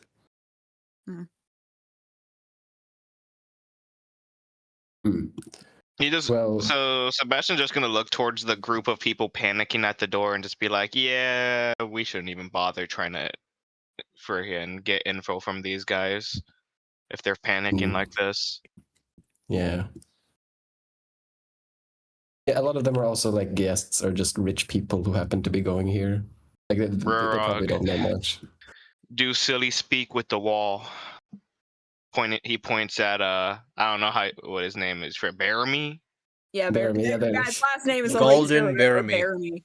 It's Golden Baramy. Oh It sounded my better when I was God. writing it down. In my Sounded character better when I was sheet, Sounds writing like it you tried to do Golden Frieza. I swear it wasn't. I swear. I did not mean for Golden to sound like Golden. Hey guys, look That at was a complete Discord. accident. Hmm? The Look at Discord. Discord. Oh my god. Robot there. He's not. Okay, whatever. Oh Whatever. my god. my We're never, goodness. we're never Wait, moving I have past to that edit it. I have to edit it. Okay, anyway. Icy So, Robot Daredevil. yeah, so his name is Golden Baramy. So Sebastian's telling Brorog to talk to him. Yeah. Alright. Ask him what. Like Ask him for what just happened. info in general. They seem to speak similar, so maybe they'll just like work. They seem to be in like the same IQ wavelength. Exactly. Yeah, we're just so far above you guys that none of you can understand understand they're our. in a different frequency. We just can't perceive them. Mm-hmm. We can't It's like a understand their fourth words. dimensional being. Or is that fifth? I have no idea. I think it would be fifth. Whatever. So then I look at him and I go, I already asked him what happened. Yeah. What other You could info ask can him I if ask you- for? You could ask him like what to do, I guess. Oh, I have Do a you perfect like question. cheese? I have the perfect question. Hey, did you hear about the rats in the pipes?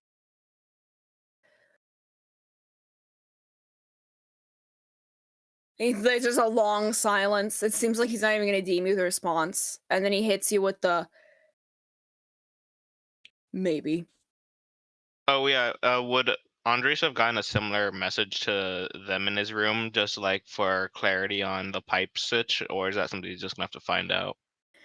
Okay, so yeah, the audio logs are in specific rooms. I will not be telling you guys can do okay, so here's a little fact about the audio logs. These are important things you guys do need to be looking for, but I cannot tell you that they are there until you do certain checks for them.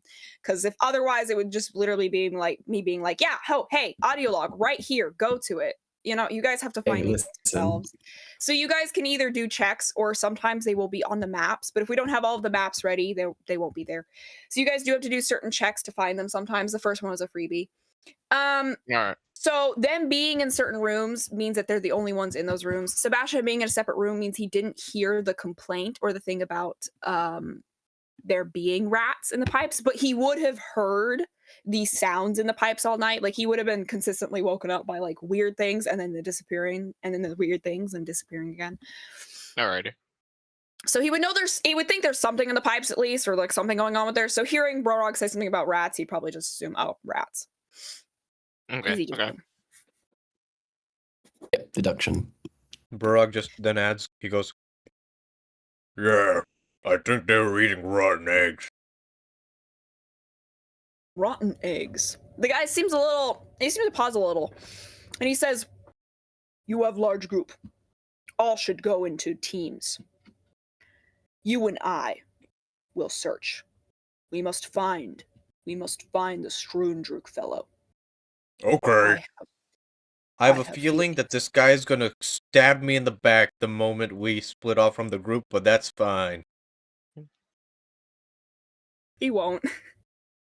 It's gonna give Okay. you horns. He's gonna hear the horns. Oh my god. Either he's a really good dude or a really bad dude. There's no in between. No in between. There is no in between. All right. Okay. Gray area. So- What's that? All No, I right, mean so specifically all for of this you- character. All of you are about to have to hit teams of 2. Because a lot of these characters, like 4 of them, are DMPC-ified right now. Technically 5. We're splitting all of the party members as much as we can with other DM characters. So yeah, make your pick of poison. So I'm splitting off with Golden, it looks like.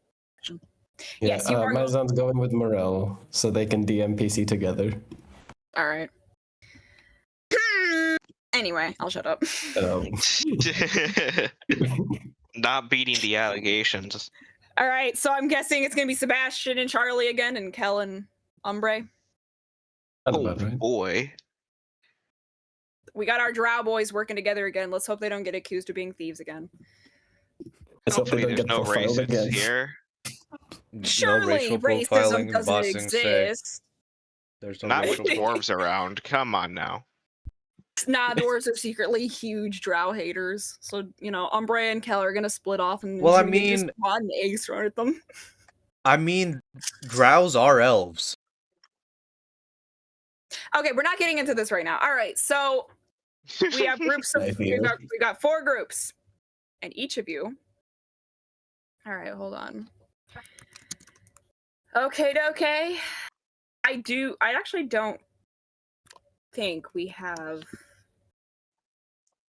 I think a lot No, of we this do is gonna not. be, a lot of this is gonna be theater of the mind. All right. Unfortunately, sorry. But I will tell you all that you all have a chance to find up to 3 audio logs. So keep a searching. Only one of you actually gets that 3rd one. Most of you will actually get 2, but depending on where you guys decide to go, you guys can find that 3rd lucky one. This again is going to be one of those things where you can miss these, and if you miss them, you miss lore, and you're not going back for them. Holy So, shit! I just watched FNAF. Okay, anyway, I didn't get this from FNAF, by the way. This is not Didn't get it FNAF from FNAF. anyway. It's No. just a coincidence, but it's a good Yes, one. coincidence. Yes. Also, for Coincidence. people, you know what? I will tell you think though, not. where I was reminded that audio logs are a really cool idea. I binge watched a lot of Bendy and the Ink Machine playthroughs, and I've just Yeah, type shit. yeah, those things that stuff's good. That stuff's good. Anyway, all right, okay. Let me see. Who are we gonna be bothered? Who are we gonna be bothering first? All right, it's Sebastian Charlie first, folks. Oh, let's get jiggy with it. All right. He's married. Okay. Yeah. What? Charlie's married. Charlie's married. Charlie's married. Charlie's married. Jiggity with it don't gotta mean anything weird. Oh, It's just all right. like it. I Let's get didn't say anything weird. I just said he was married. He's married. Okay, I'm gonna write down 4 locations, which each location will have a lot to go through, but a lot of it's gonna be theater of the mind. So I'm gonna write down 4 locations. Each party is gonna get to go through 4 locations, like one of the 4. So if there's a basement option, I'm taking it. oh my god.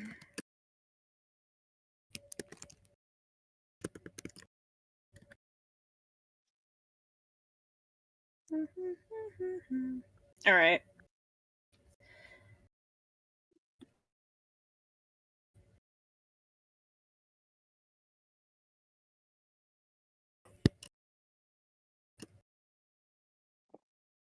All right, sorry. I got distracted by a question.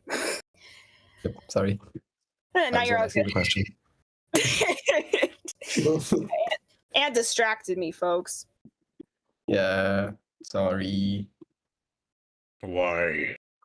Why have you done this?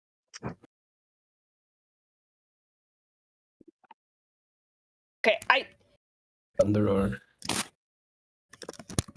Wait, guys, how do I sound with this on? I don't know how I feel about that. Wait, this is like.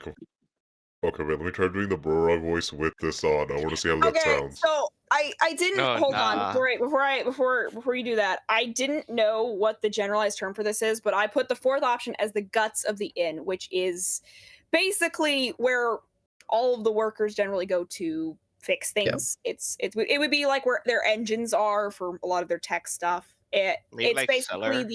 it's the employees only Yes. space, basically. That would I be get it, where yeah. it is. The down, it's like but those it doors you is see in the technically- malls.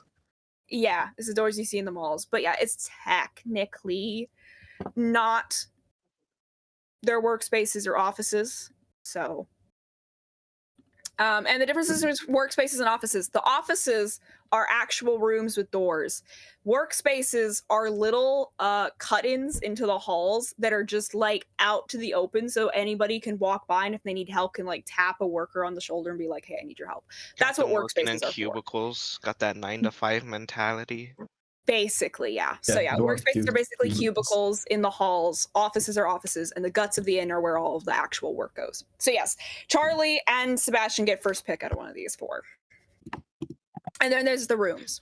Like that's it. I almost said something diabolical. Number 4. All right, What were you about to buddy. say? I know. I wanna know. This is a examine the child-friendly gut. stream.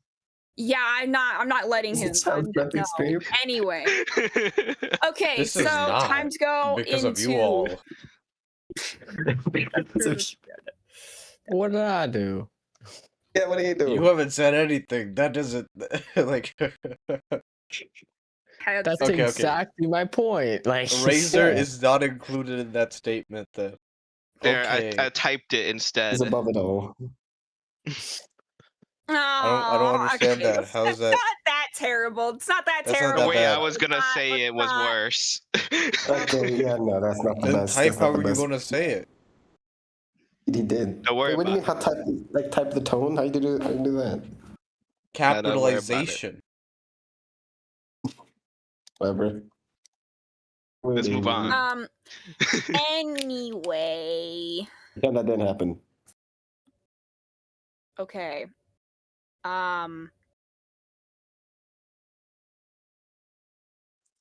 All right. It's time to go down. Okay. 2. Oh my god. Okay. All right. I was making a list. So you guys begin. So Charlie and Sebastian start to head below.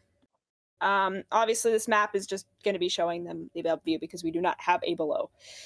We do not have all of the maps ready. I am That's sorry. okay. Thank you. Thank you. I You did forgot. as much as you could. Thank you so much, Anne. No, I didn't. I was slacking off like crazy. All right. So yes, by the way, this is not the lowest you guys can get. But if you go any lower, you'd be going into like the sewers of this place. So you guys are literally in the back area. Most of the workers don't seem to be here right now because they're trying to find Andrew, you're assuming. But there seems to be a lot of just rooms with like boilers or engines or storage all over the place. It's very dark down here. Lots of leaky pipes. This seems to be the less polished side of this building. So what would you like to do? This is going to be entirely theater of the mind. So you can straight up ask me like, oh, I could assume this would be here. Is this here? Can we go to this? I will answer each question in order. But obviously, if you want to do a check for something, or you want to go find something, or you hear something that I described that might be a little interest, just go towards it. Okey-doke. So you said like this is a place where like all the gears and like stuff that like work and everything goes. Yeah, so yeah. It's the underbelly, it's the guts where all the machinations are. So is there like an area that looks pretty obvious for like systems work or whatever, like for like say that he would work in? Like, like an Stranger? important look. Yeah. So down here seems to be a lot more like grunt work. And from what Sebastian knows, Strundrick seemed to be a lot more of the like he looked to be the person that wouldn't be doing this type of work, but Sebastian does remember that his best friend was the plumber, and this does seem like a place where the plumber would probably be working the most because this is a place with the most faulty pipes, etc., etc. So, but most of the space does seem like that type of place, but the next conclusion that you could come to is if Strundrick wouldn't be down here, Duradet, the best friend, would be, and if Duradet is down here, he's probably the person that probably knows where Strundrick is the most. All right. So Sebastian comes to that conclusion upon like just giving a plain look around the area, turning to Charlie. All right. So this seems like more of a grunt area. I'd say if we're going to have any luck finding anyone, it's gonna be how do you pronounce this name, bro? Duradet. Duradet. Mm-hmm. Yeah. Okay. I'd say it's probably going to be Duradet. Maybe he'll know where his best friend is or something of the like. So Charlie, like, he crosses his arms and lifts one hand to use his pointer finger to tap his chin. He's like, oh, that's a good point. Oh, that's a good point. My head hurts. It's so early. This is such chaos. All right. And do you smell that? And Sebastian, especially because you have sharper senses, as soon as Charlie points something out, you do notice it smells like sulfur. And it's not the strongest, but it is poignant enough that it's kind of like, entire place smells like a thin layer of sulfur just overlays the entirety of this floor. And again, it's not that strong, but your senses are stronger than Charlie's, so it is a little more pungent for you. He's like, Sebastian's like, I wish you didn't remind me. Charlie's like, my bad, it's early. God, that smell was coming from our bathroom as well, I think. Yours too? Yeah. All right. All right. Well, so a plumber's gonna be going after any maybe malfunctioning pipes, so that's our best guess to maybe follow the smell. All right. I guess let's find some pipes. All right. So you guys, these two start following these pipes, and a lot of them do seem again to be leaking in certain areas, but not the smell isn't necessarily like super strong coming from those leaks, but the entirety of this lower floor is just coated in this still thin layer of sulfur. So as you're walking, would you please give me a perception check? Perk check. Hold on.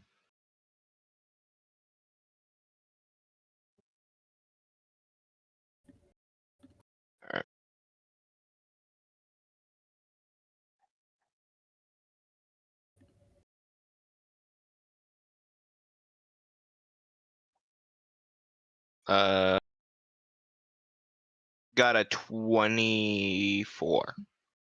Okay. So yeah, you definitely. So as you're walking, you see again. So you see this basically like cubicle on the side on the opposite side of one of these like pipes, and on it, you've passed a few of these. They're not really like that interesting. A lot of the time, they just have like extra wrenches or toolboxes on them. But this one, Sebastian instantly notices something. There's a tiny little audio log, and it seems that it had fallen out of where it was supposed to say, because there's this upper little drawer on this cubicle that seems to have accidentally been bumped open in like some sort of happening, and inside you do see an audio log. Now, generally speaking, from what you've gathered before the crisis started, audio logs are generally very private things you shouldn't listen to. But in this situation, couldn't hurt, could it? Yeah, he dips behind the pipe and gets that thing to listen, give it a listen with Charlie after smacking his shoulder. All right, so yeah, Charlie turns around and it is time to listen. So yes, again, it's very loud. Like this thing has echo to it. All right, and it doesn't seem again, it doesn't seem like these have like the super clear audio. There's a little bit of a static behind it. But you do hear a voice that is vaguely familiar from when you had talked to Duradet in the beginning. And this is how it goes. Now, these ungrateful trashy nobodies keep making my job that much more difficult. Guess who just got told the guest had a bad night because the pipes were whistling? Whistling pipes ain't nothing, I know. And now I'm gonna have to go down into those sewers and deal with whatever's making those noises. Now, I ain't no complainer, but I sure be flustered by such a job, especially now, and I'll tell you why. Me and my boy Strew and Drink, we got some beers to catch tonight, and if I show up covered in sewer goo, he'll sure to be giving me an ear pull, and I for sure don't want to be solely no beer with shit smell. And I don't want to miss my break night neither. This job just better be quick, as all I'll say. And that's where the audio log ends. He is both Southern and Scottish. The beautiful mixture. Oh boy, that's a lot. That's a lot of attitude in one accent. Yeah. He's Scottish. He turns to Charlie and says, "Sewer." No,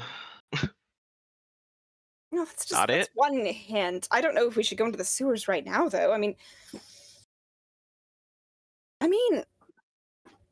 we got a complaint. I do know actually where that complaint is coming from, I think. There was an audio log in our bedroom that had a guest complaining about the sewers. So, not sure. Can't be a coincidence.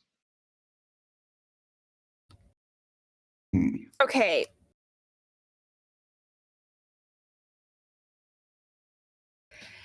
So Charlie kind of like he looks a little confused, and it's very clear that his power is not at the height. Like Sebastian can tell. Charlie is usually very witty. He seems a little stumped easily right now, which is probably because of how early it is. So he's a little less astute. So Hit these he smelling salts. eventually oh my god. So Charlie hits Sebastian with the I'm not sure what we should do. Let's just keep going. Maybe we'll find something else. Yeah, good call. Plus, even if we do go down to the sewers, I feel like that's better to go in a group. Yeah, the sewers are likely, usually, from my understanding of sewer systems, they're all very interconnected and very large. 2 people going down there is how you lose people. So, Yeah. I wouldn't be surprised, actually, if this Duradet fellow did go down there alone. I mean, he's probably worked here a while. I wouldn't be surprised if he had a map or if he memorized the place. But maybe he did get lost down there, and maybe his best friend went down to find him. That's just the first guess, though. That is a chance. Could be those noises though we were hearing. Though Brog did say something about mice. I mean, there's Bro it's a Rog. Bro, did I not say that? You said Brog. Why is everyone No, I calling did me? not. I actually don't remember. I didn't catch it this time. I actually do not know how he said it. But anyway, It was like Barog, you know, like I heard it was Brog. Next- It was just, I That's interconnect Brog. it. yeah, it's not bad. It's not bad. It's not bad. Yeah. Anyway, Slight difference only. so yeah, and then Charlie kind of comments, he's like, it's a sewer. What's in sewers? Rats, mice. It doesn't feel that out there. Gator.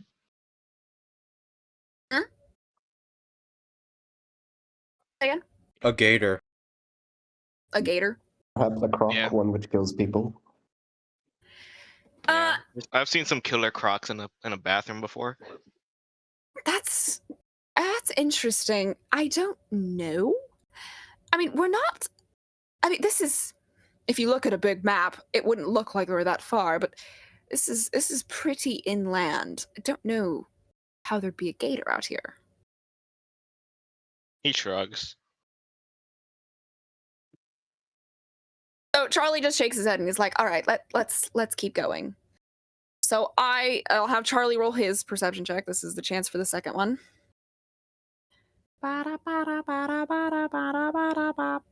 Let's hope he doesn't fail his check. That's a 24. Oh my god. He does not fail his check. Yeah, so Charlie does not. So as they keep walking, they're starting to make their way back. It seems that they've kind of hit that last area. Like this place doesn't have that much.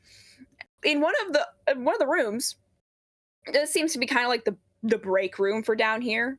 If they had any guess, there's another audio log on a desk, and so Charlie stops. He stops Sebastian. He's like, "Oh, I know we shouldn't.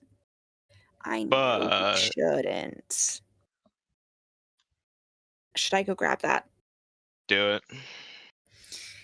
Okay, so he slips in, and in a second he's back out, and so it's time to listen to the second audio log that these two will find. Okay. So the voice starts to. This one starts pretty quick. It doesn't seem to have that little break that most of these had. It says, "This is so dumb. I've been getting lost here since I started working in this maze of a building. And I've been working here since I was but a lad. And maybe that's why, but I swears I've been hearing things. I have either the worst memory known to mankind, or the designers of this building need to get their degrees revoked, or whatevs doors have. It doesn't help with all the weird things going on with that misty forest. It's gotten so hot out here lately, even in the cold months, and the animals have been behaving all so strange, and then it began to rain. The rain and the heat also just means so much more humidity, which I despise. I ain't meant for such soggy socks." Maybe I'm just going senile. And it ends with a very audible sigh. So Charlie kind of comments, he's like, "Okay, so it does look like it's easy to get lost. but that does feel like a cheap answer to this problem. Like, I feel like they wouldn't be getting that easily lost, but maybe? Especially if they're the main workers or even owner of this place. I mean, just And because now you own a place, three though. logs mentioning a strange noise. This one felt like it was more talking about the forest, though. Maybe I'm crazy. And maybe it's something from the forest. But wait, they said that this was an impenetrable fortress, basically. So did something get in anyway? Well, I mean, we've heard about magical impenetrable forces before, and that got wrecked too. It's true. Let's go back up. Maybe the rest of the party has found something interesting. Yeah, this place smells like shit. Let's get out of here. Okie dokie. So we're I gonna hold wonder off on those two why. right now. All right, so now it's time for the next group. We are going. Okay, this one should be really quick. Because it's just gonna be me and Ants talking to each other. This is Mizon and Morel. Ant, where are we sending them? To the halls and workspaces, the rooms, or I the just saw the offices? freaking picture from Ant. God, that's terrible. That's terrible. What is that? It's the What is lizard that? from Tasm. Wait, sorry, I had to move my. Is my mic still good? I had to You're move good. around a bit. Okay. Yeah, you're good. Yeah. All right. I feel like we can kind of brush over what these two do because it's double DMPC. Yeah, yeah. All right. So where are we Send them sending to them? the. You know what? Send them to the rooms. And what I'm gonna say is that Maison and Morel, they like talk, and then they both agree with their massive brains that something is up with the bathrooms or the toilets. You know. Mhm, And then go to mhm. the room, knock on people's doors, and ask to inspect their toilets. Okay. Okay. So hold on. Someone flush Mizon. Shouldn't have the toilet. Send him as reconnaissance if there's something wrong with the pipes. just send him off. Exactly. Oh my god, that's terrible. What if I Okay. shook in his tail? Interesting. Okay. So, I will just say they find these next two audio logs. So while they're searching the rooms, there's a little bit of sulfur smell coming from the pipes still, but they do find two audio logs in some of the empty rooms. In the first room, though, they find the first one. Okay. Oh my god, I'm getting this ready. I'm sorry. Okay. So yes, the first one they find in the first room. Oh my god. What the fuck is that? Anyway, sorry. Ooh. Okay. So it starts again, just like most of the other logs have started. A little bit of crackling noise. And then this voice seems like it's whispering a little bit. Like it doesn't want anyone to overhear, even though she's talking. But despite this, though, the audio log does broadcast this pretty loudly, only within the room, though. And this is what it says. We have finally hit that jackpot we were looking for. Thanks to an enlightening boat trip and a strange venture into our pits of fists and sweat and brother's strange sense of entertainment, I found adventurers worthy of my job for them. Unfortunately, now it's time to go home, which means stopping here at this backwater scam of an outpost. I don't know why this place hasn't been demolished yet. I would think Father would call it a drain on the bank, but Brother seems quite defensive over it, so what do I know? Maybe it secretly sits atop a gold mine. I wouldn't be too surprised, actually. And it ends quite promptly. So, Mizon's gonna. actually, no, I'll let you get your response actually first to it. Yeah, Mizon's gonna be suspicious, and he's going to look to Morel and say, like, I don't remember any sort of arena or whatever it is they're trying to describe there, but I do have a feeling that is referring to us. The owners of this place did say they were given orders to accept a group of adventurers. And Morel, he kind of nods his head and he's like, and yeah, the lady who'd been sending us the letters had talked an awful lot about her father. She spoke a lot about him. But to be fair, just because a lady has a father isn't dead giveaway. But this does seem... Well, actually, no. I don't know if you've been on any interesting boat trips, but I was on an interesting boat trip. I don't use boats. You don't use boats? He's a fish. He doesn't need boats. All right. He's a So fish.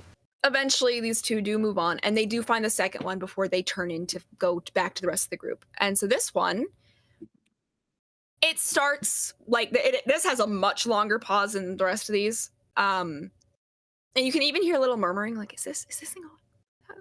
Oh, I think I'm doing this right. And then finally you hear a very confident voice. This is the voice of someone who speaks to people a lot and has to do it well. This is the voice of someone that if you were interacting with, you knew that they were someone in a position of power just by hearing voice alone. And he says, "Seeing as I don't come here often, I figured trying out the infamously priced audio logs couldn't hurt. A good thing I don't have to pay, given I'm usually the one filling these folks their due paycheck. Truly, they all seem to believe I've gone greedy with a heart rotten to its core, but I assure whoever finds this that is simply not the case. Business ventures and events have started to arise, and preparations have begun calling for more of a budget increase on my end, meaning I need more money. It doesn't help that Kier keeps spending all my money. My pockets have never felt heavier despite the lack of gold they currently hold. It's a bit of an eye-opening experience, actually, one that I would prefer never experiencing again. But, c'est la vie, my sister being happy matters more than the lining in my pockets at the end of it all. Truly, the only reason I'm here is because she's here. I don't like leaving her alone. She's always had that issue where she's never had company.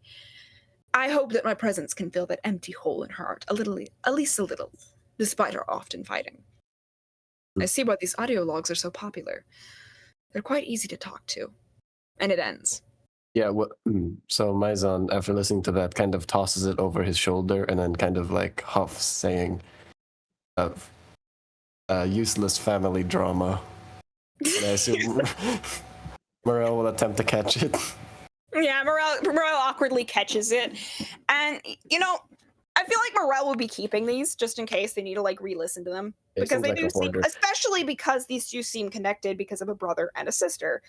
Also, didn't he like keep a dead rat in his bag for a while, just for the hell of it? Yeah, Morel He did do that. So yeah, Morel pockets them. He's like, just in case. And so they will head back out to the rest of the party. Yeah. So whose turn is it? I think it's the Brorog, and what's his face's turn? I'm gonna see. Actually, no. Golden. Dice. Oh, huh? Golden, You yeah, said that's what's his his name. face? Golden. Yeah, Golden. Yeah, The Golden. name's name I forgot. Unfortunately, RNGesus hates Brorog. It is actually Kellen Umbre. Oh. I've been Umbre. rolling for these, by the way. All right, Razor, where are Kellen Umbre going? The halls and workspaces or the offices?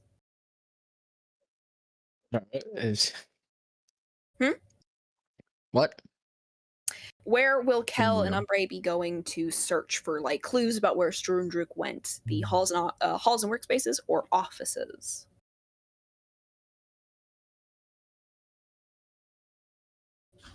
I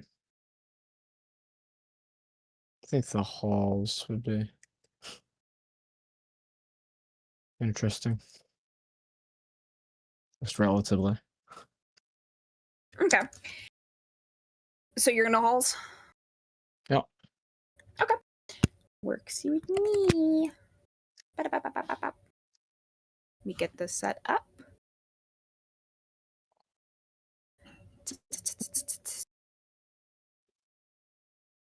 I have like a list of these audio logs. I have to highlight which ones are in which area so I know what they are.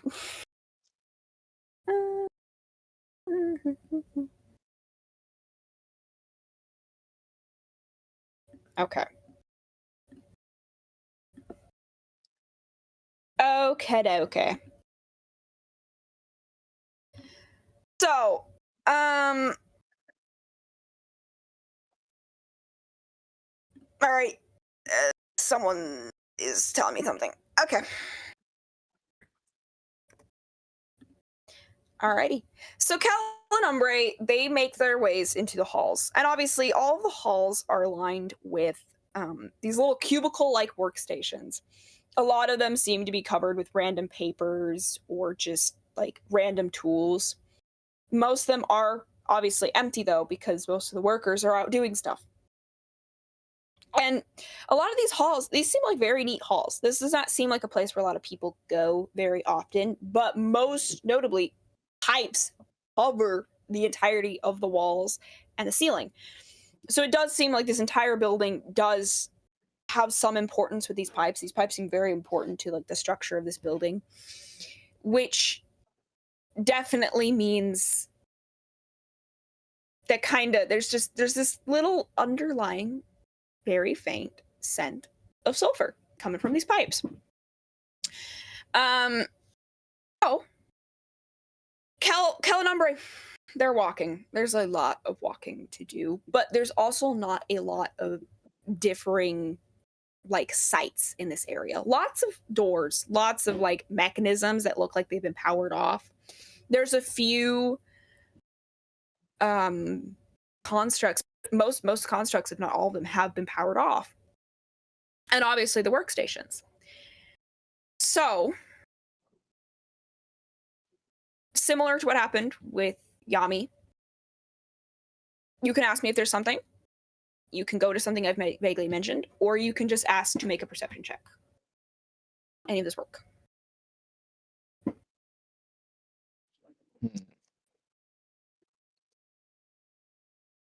I mean, what is there to go to? Workstations, the powered off mechanisms, powered off constructs, pipes. Might as well look at the pipes. All right. Considering that's of importance. What does Umbre do when he's looking at these pipes? What does he seem to be looking for, most importantly? It's a good question.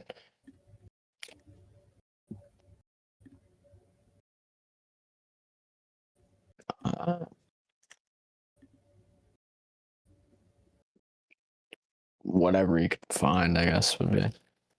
Okay. So these pipes seem very secure. They look like they are generally speaking, very taken care of.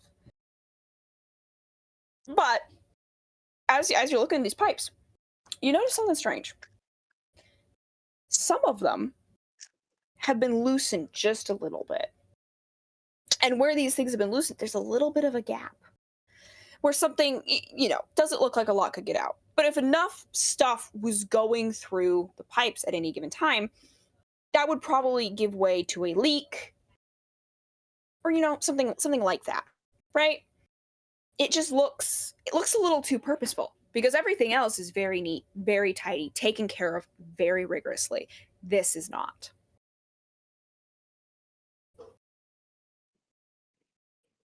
Interesting. Mm-hmm.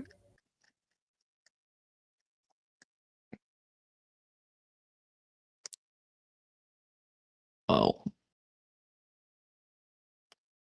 So is there What anything? about that?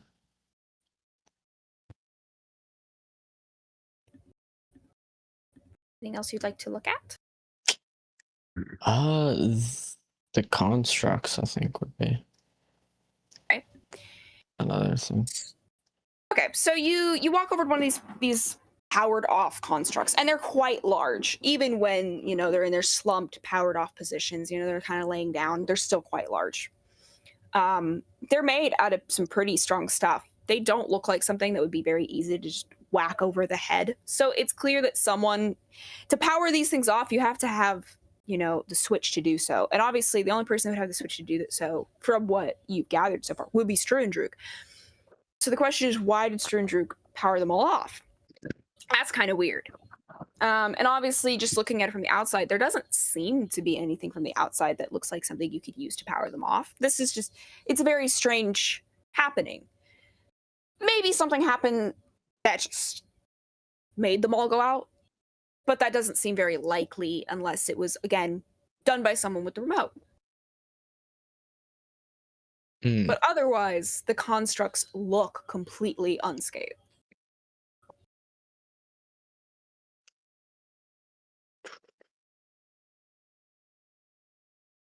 Well, Well, guess it's to the Someone- workstations. turned it off. All right. Really? Now, this is where I'm going to have you roll me your first perception check. Okay.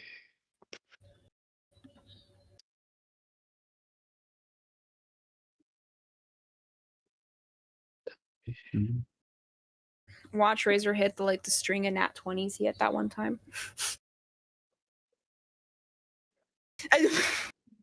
It was with a It's a plus 4. It's a 19. And it's not a nat 20, but it's funnily close to 20. All right. Okay, so Umbre, he walks over to the workstation. Quite a few of these workstations are literally just, filled with workers' notes, notes of things that have to be taken care of, like a laundry list or a to-do list for preparation for Strudruk's birthday from 2 months ago, right? Just strewn about. Does not seem like a very orderly workplace, but it does not leave its little cubicle area, so it seems to just be following code of conduct. But in one of them, you find your first audio log. So this one seems to be this seems to be from the rest of the stuff that you've gotten from this log, this from this desk, this seems to be somewhere where people who come in and out are kind of documented, and you can see on the most some of the most recent ones, you actually see the Militia of the Reckless written down. So this is someone who probably handles writing down who comes and who goes. And you find an audio log. Do you take a listen? Might as well. All right. So Open logs.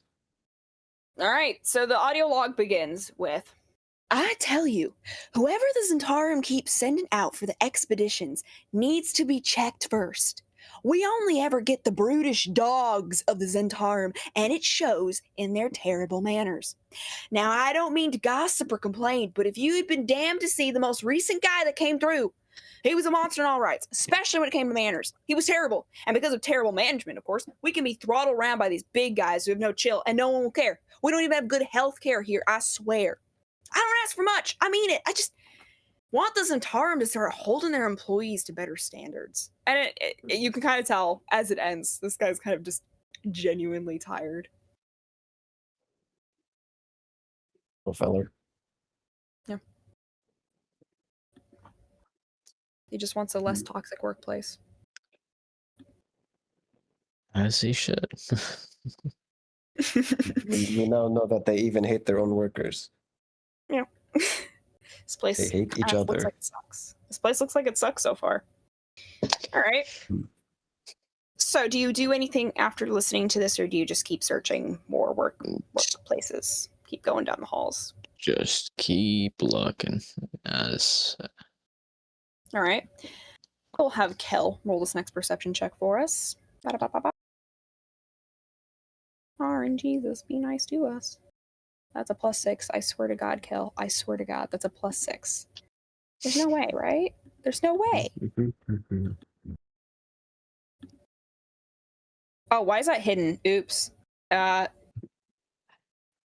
is what hidden? Well, he got a 15 + 6 is 21. I accidentally had the hidden on. I forgot that I pressed it when I was rolling. I also something was rolled wrong a with that. 15. What? Yeah, I accidentally had a hidden on. He got a 21. My bad. Oopsies. I swear I'm not doing it intentionally. I swear. Anyway, but yeah, Kel kind of taps Umbra on the shoulder. He's like, "Hey, look, under one of those desks. That one looks like it fell, and it's another audio log." So as they stop, Kel picks it up and he plays it. So this one does seem like this is actually recorded under the desk. And on the desk, as they listen to this, Umbre does notice that this seems to be an accountant's workspace because there's lots of numbers, lots of money. And so the voice is also whispering in this one. He says, I probably shouldn't be logging this, especially since I plan on quitting tomorrow. But shit, man, this is weird. Why the hell is Mr. Maflaria telling us to inflate the prices on everything here? What does he need all this money for? And why is he getting it from shoddy dwarf-infested outpost? This just feels like a weird direction to take business, and it really did come out of nowhere. And I'll tell you, I wish he had a bit more tact with his prices. Mr. Maflaria just pushed up prices by, at minimum, double what they originally were. And worse yet, the employee wage went down too. And that only ever happens when they need funds. Why? I don't have answers. I have no way of looking for them. I just wanted to log this somewhere in case of anything. I just don't know. And it ends quite abruptly. I see. So some suspicious funneling of funds seems to be underway. And Cal comments on this. He's like, that's strange. So their employee care is terrible. Employee wage is terrible. And the prices here are inflating. That does remind me that Log in our room had mentioned that the prices to just even stay the night were costing an arm and a leg, I guess. I don't know.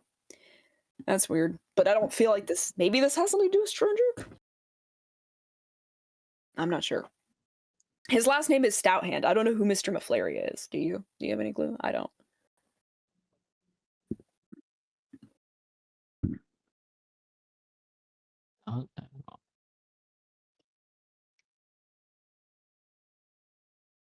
Good talk.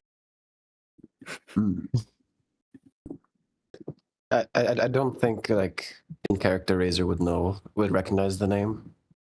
No, he would No. not. No one's heard that name. That's a very new name. New name. New name. Right.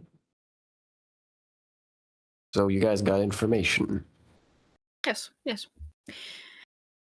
Righty. So,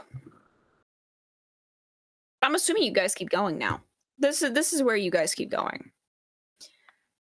I assumed. But- Yeah, I'd assume. Yeah. As you turn the corner, as Umbra and Kel turn the next corner to start going down this next hall, this is a maze of a place. It is long. It's very easy to get lost. You guys are starting to think that you might need to turn around soon. You see at the end of the hallway a very familiar face.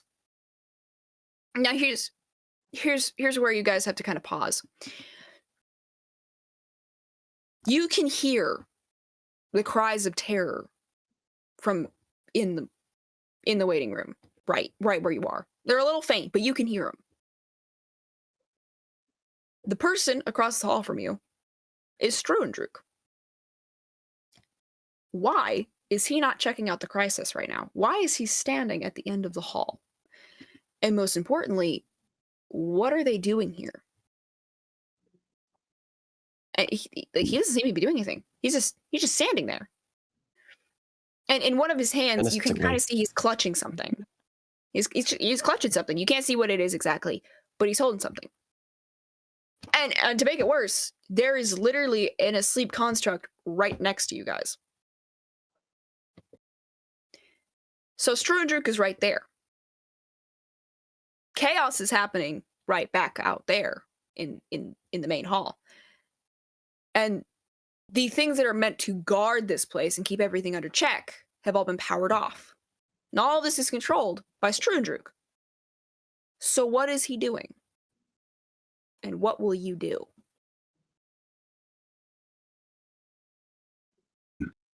Good question. Pickle this is. Just standing there menacingly. I was There gonna he is. say There's that, but Mr. Ant beat me Stew. to it. Yes. No, I was going to Spon- comment as well. We all had the same brain cell. Yes, SpongeBob reference. Let's go. Hey. All right. Yeah. What's Umbre's move? Well, I mean, he's standing there. But Menacingly. like, Why? I think that's a good question, and that's something that I need to figure out. How do we do that though? Do we? You want to make any checks? You can make any check if you want to. He has not noticed you yet, so you do have a little bit of time before you have to. Yeah. Jump him. What do you do? I mean, I could Whoa, theoretically. you're playing a rogue. You're playing a rogue. You get Yeah, sneak no, attack no. bonus. So that's what I'm thinking. But like, do we want to kill it? Like, are we? Send out. I mean, Send out. No. Here, send out Kel. And something goes wrong. Jump him. Because then you have sneak attack yeah, but plus first, an ally within 5 feet or however that works. But first, I need to like, if we are going to do that, I need a place to be hidden. Isn't it like if you have an ally within certain feet, you can do it? 5 feet. Yeah, Yeah. you get Yeah. the sneak attack bonus anyway, but I mean, he would see Umbre coming. Not that he wouldn't get the sneak attack bonus anyway because of Kel, but still, you'd lose the surprise. Yeah, I mean, I gotta approach one way or another. So You might just as walk well. up to him. Yeah, Do you say anything as you walk up to him? Just walk up to him. just walk up to him. All right. So he's staring at a wall, and it looks like his head is kind of like tilted away. And this is a wall with pipes. He seems to be observing the pipes, looking for something specific, and he doesn't notice you as you approach. So you're kind of just standing right behind him. Kel's beside you, actually, because Kel's going to stay with you. He seems to be keeping himself quiet, too. He seems to be a little on edge, too, because this is weird. And he doesn't notice you. Stranger doesn't notice you. He doesn't even think about you. He's too enamored in whatever he's doing. And as you get up right to him, he smells thickly, pungently of like something like heavy cologne, as if trying to mask a scent. But even that is not enough to hide the slightly sulfurish scent coming off of him.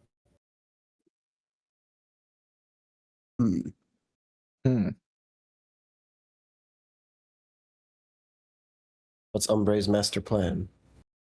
Well, I mean, I want to see what he's looking at first, because he's clearly looking at something. Wait, You I have a know, question. All right. Rage?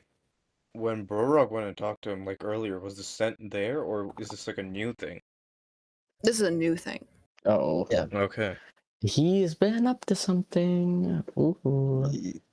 He's been doing something Okay, so goofy. you'd like to see what he's looking at. You can choose between perception or investigation.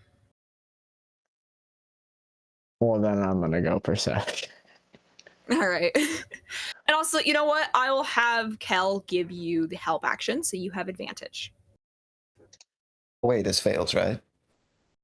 There's no way. All right. So yeah, that 20. works. You got 20. All right. That works. So yeah, you're trying to follow what this guy's looking at. And again, this is a very, very well cared for pipe. Not a lot of breaks. It's perfectly tightened. Nothing is supposed to be getting out of this. There's a little leak again. There's a little hole. A tiny one. It wouldn't be a big deal to anyone else. But just given how everything else seems so neatly organized, this is noticeable. And there's this very thin line of something coming out of it. And you can't quite tell where it's connected to, but it does seem to be going down to the floor. There's something getting out of the pipes. And that's what he's looking at.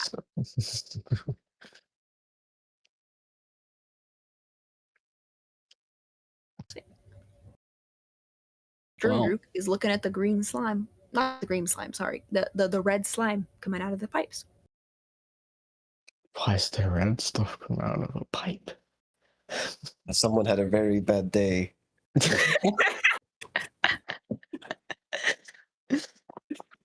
Well. I mean, the chapter is called Toilet Troubles. Someone did not react well to those cheeses. Think you gotta make your presence known at this point. Wait. Why does that make it red? Because, you know, bloody diarrhea. Okay. You asked. You sound like you're sad that you've asked for the explanation. No, but like that doesn't even make sense. Cheese doesn't do that. It doesn't Well, do maybe that. it was like really, really bad cheese that it like damaged the inner He's lining been of going his for stomach. so long that it's It's bleeding. lactose. Very, Lactose very. no. intolerance doesn't do that. No, he's both lactose intolerant and he ate the cheese. It was like frozen and sharpened, so it cut up his intestines. What the hell? Okay. Well, Right, yeah, I'm right. This is a completely normal situation. Go jump in head first and shake his hand. It'll be fine. Be fine. Come How on, to make boys. Won't you your shake presence a known. pulse in his hands? Well, Are you gonna make your presence known? Yep. How you do that? Yeah.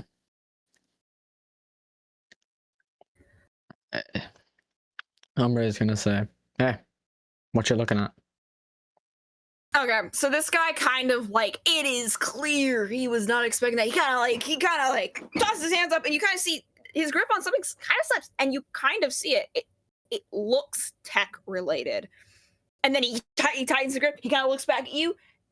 He looks flustered, and it takes 2 seconds, and he starts booking it down the hallway. He's just running, booking it.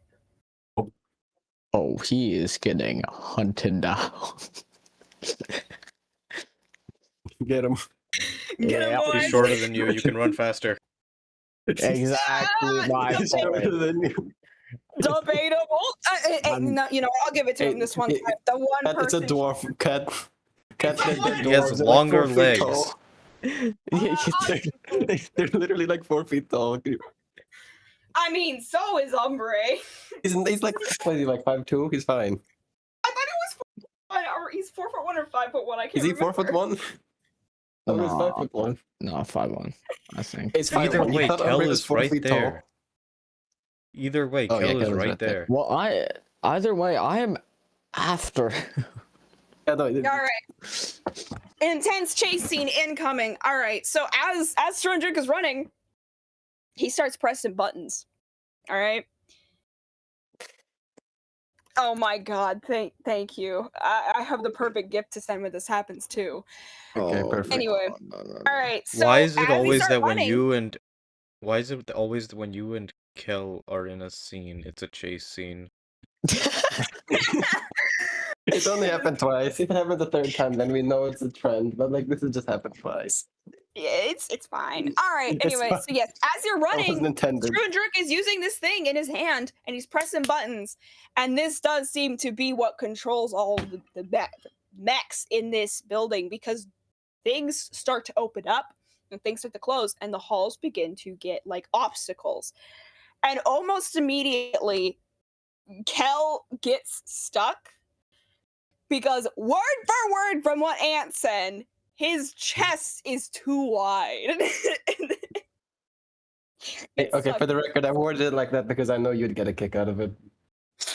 Sure, I did sure. defend myself slightly. Sure. That wasn't on my mind. Cat. Sure. If you take a look at one of your previous Discord statuses, I think Ant did it for the sake of you and your sense of humor. I absolutely did. And I'm sure that the other 3 people here can attest to that. 2 people if you exclude Ant. 3 people if you include yourself.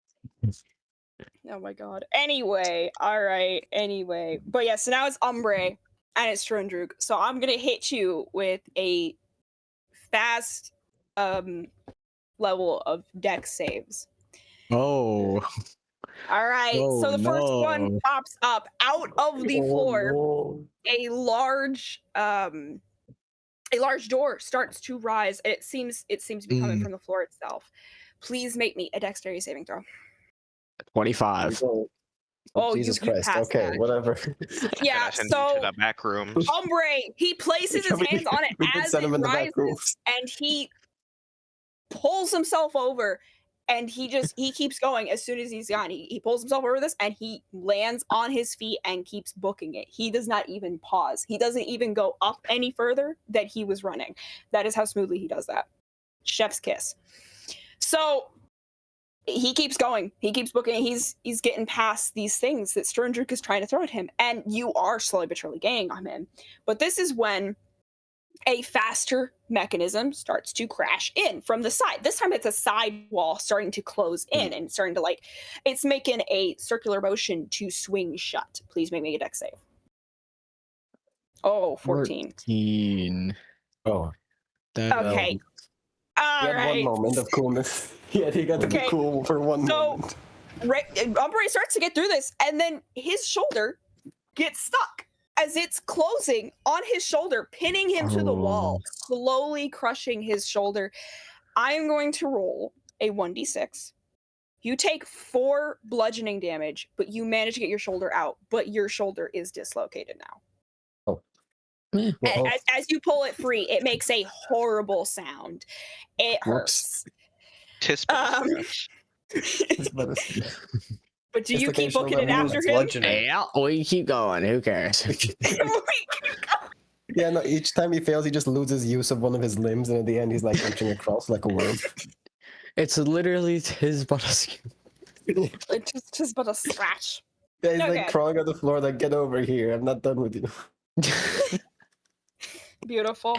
Okay, so you keep going, and it's a little bit harder to get over some of these now because of your injured shoulder. Just because if it touches anything, it hurts. It hurts a lot. You're probably going to need someone to look at that. Maybe Kel when you get back to him, if he's unstuck. But it's time for the next one. This time, it seems a little bit like an issue. Every time you come to a corner of one of these halls, one of those unconscious constructs is sitting there. As you are rounding this corner, the construct wakes up and it reaches out one of its very large hands to grab you. Please make me a dex save. Oh, Nat 20. not one. Damn, I'm so sorry. Hey, Okay, that's not good. Whoop. Yeah, I That's shouldn't have the said end of nothing. that. That's the end of that. jinxed it. all right, so this construct, it grabs you. It grabs you hard and it slams you into the ground face first.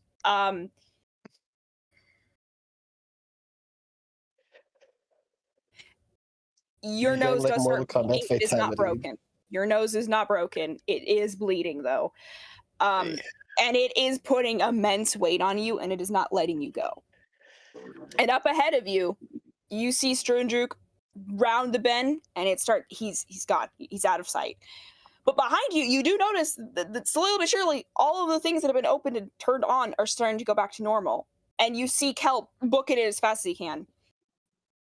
You have lost about 100 feet on this guy by the time Kel gets to you. But this thing does turn off, and Kel pushes it off of you and helps you up. Do you want to keep trying to get chased, or do you want to just get healed and call it quits there? We ball. We ball. All right. I'm taking... So you have a +7 modifier to your dex saves. You have a Yeah. +6 temporarily until you get healed. Okay. You know, that's pretty nice given what happened. Yeah! That's just pretty good given what happened. All right. So you're making it through, and it seems, seeing as you hadn't been catching up, not many things are active. Actually, could I ask something, Kat? Sure. Because Strundruk thinks that Umbre got face planted by the robot, maybe Umbre could like try to sneak around so he stops closing the doors on him. If You know, if he like. doesn't know Umbre's there. Just an idea. Still need to gain yardage first. That's the thing. I That's true. will let you catch up to him, but I will not say that he sees you immediately when you catch up to him. But I do need you to make me a dex check to see if you even do catch up to him. This is Yeah. not the dex save, so you do not have the save bonus, but this is going to be just a regular dex check. You do not have the minus to this one.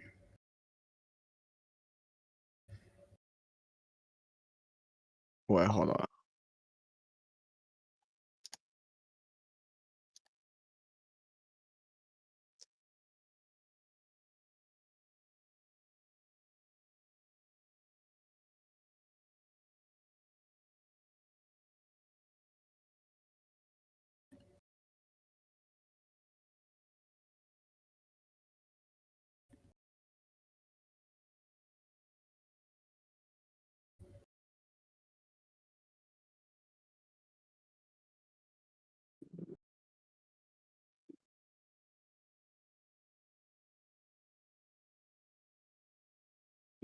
What's going on?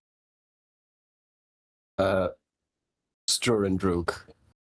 Strundruken. Strurendruken. You really druking it right now. We got Holy. eight Maxim. Holy. levels, by the way. Oh no. So should we end on razors and then wait till next time to do ours, or I think Ours as in we should do mine? that. because Yeah. we would probably have to cut it in half if we even finish razors today. Yeah. Yeah. All right. Okay, so you do catch up. As you catch up, though. Okay. So you see him stopping at one of these pipes. And you're not immediately, you're not immediately barging in there, right? So you take a moment and you watch him. And he's doing the same thing you down when Kel and you found him, and you know exactly what happened when you tried talking to him then.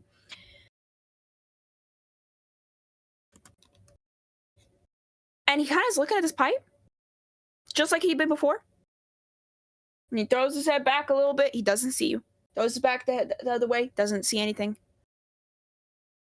And he just slips into the pipes.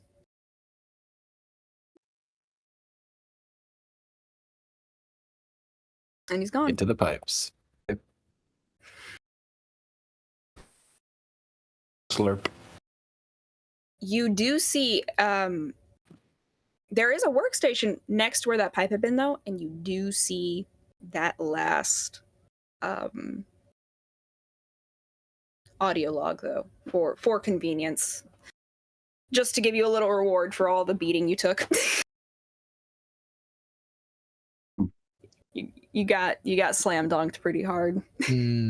I'll give that one to you for free. He took like 4 damage and lost a bit of his dexterity. It could have been much worse. True that. If I were me, if I were me, and I would have asked to roll for him getting slammed by the robot, but I don't want to do that. Fair enough.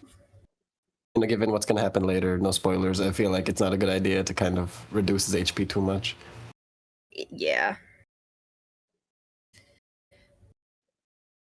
So, also, Kel does eventually catch up to you, though. So, what do you do once Kel finally catches up to you?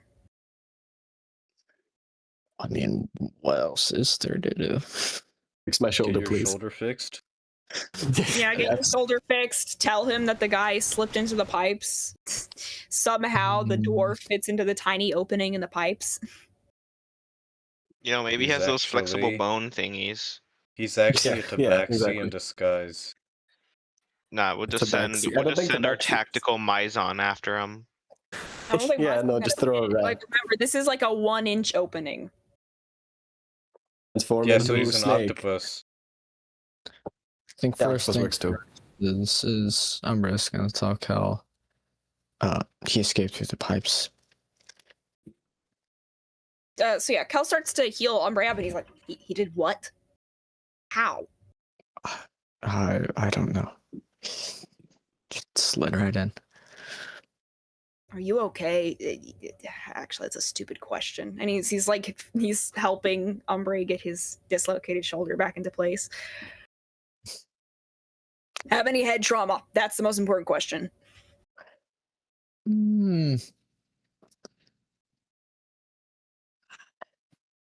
Not really, but I did get slammed face first in the ground, so.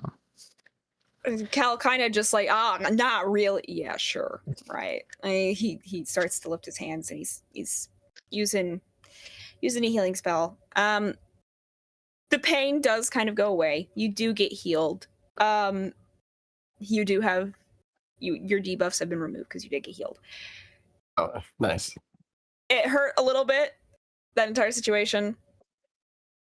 It's a little confusing now, but you did get to the end of that. Yep. It's optional if you want to go get that last audio log or look for anything else that would be related to clues. You could go check out that pipe, and then we would. Well, I mean, of course, you gotta look at the last audio log. Complete all audio logs. Must get 100% achievements. Okay, this is the last one. So you go over and you stop by this first. You press play on this, and it said, I'm stating this somewhere in case I go missing. Strange things have been happening. People quitting, giant monstrosities attacking, weird noises in the dead of night, fucking wild weather. And have you heard the funny stories they tell nowadays? The one about the guy who fell in the sewers and died there is so gruesome. Now, they swear the feller was actually saved, but given the noises coming from that pit of a place, I'd say we have a haunting on our hands. So when people start dying and going missing, go to the sewers first. That's definitely where the ghost or demon or whatever stays. And it ends there.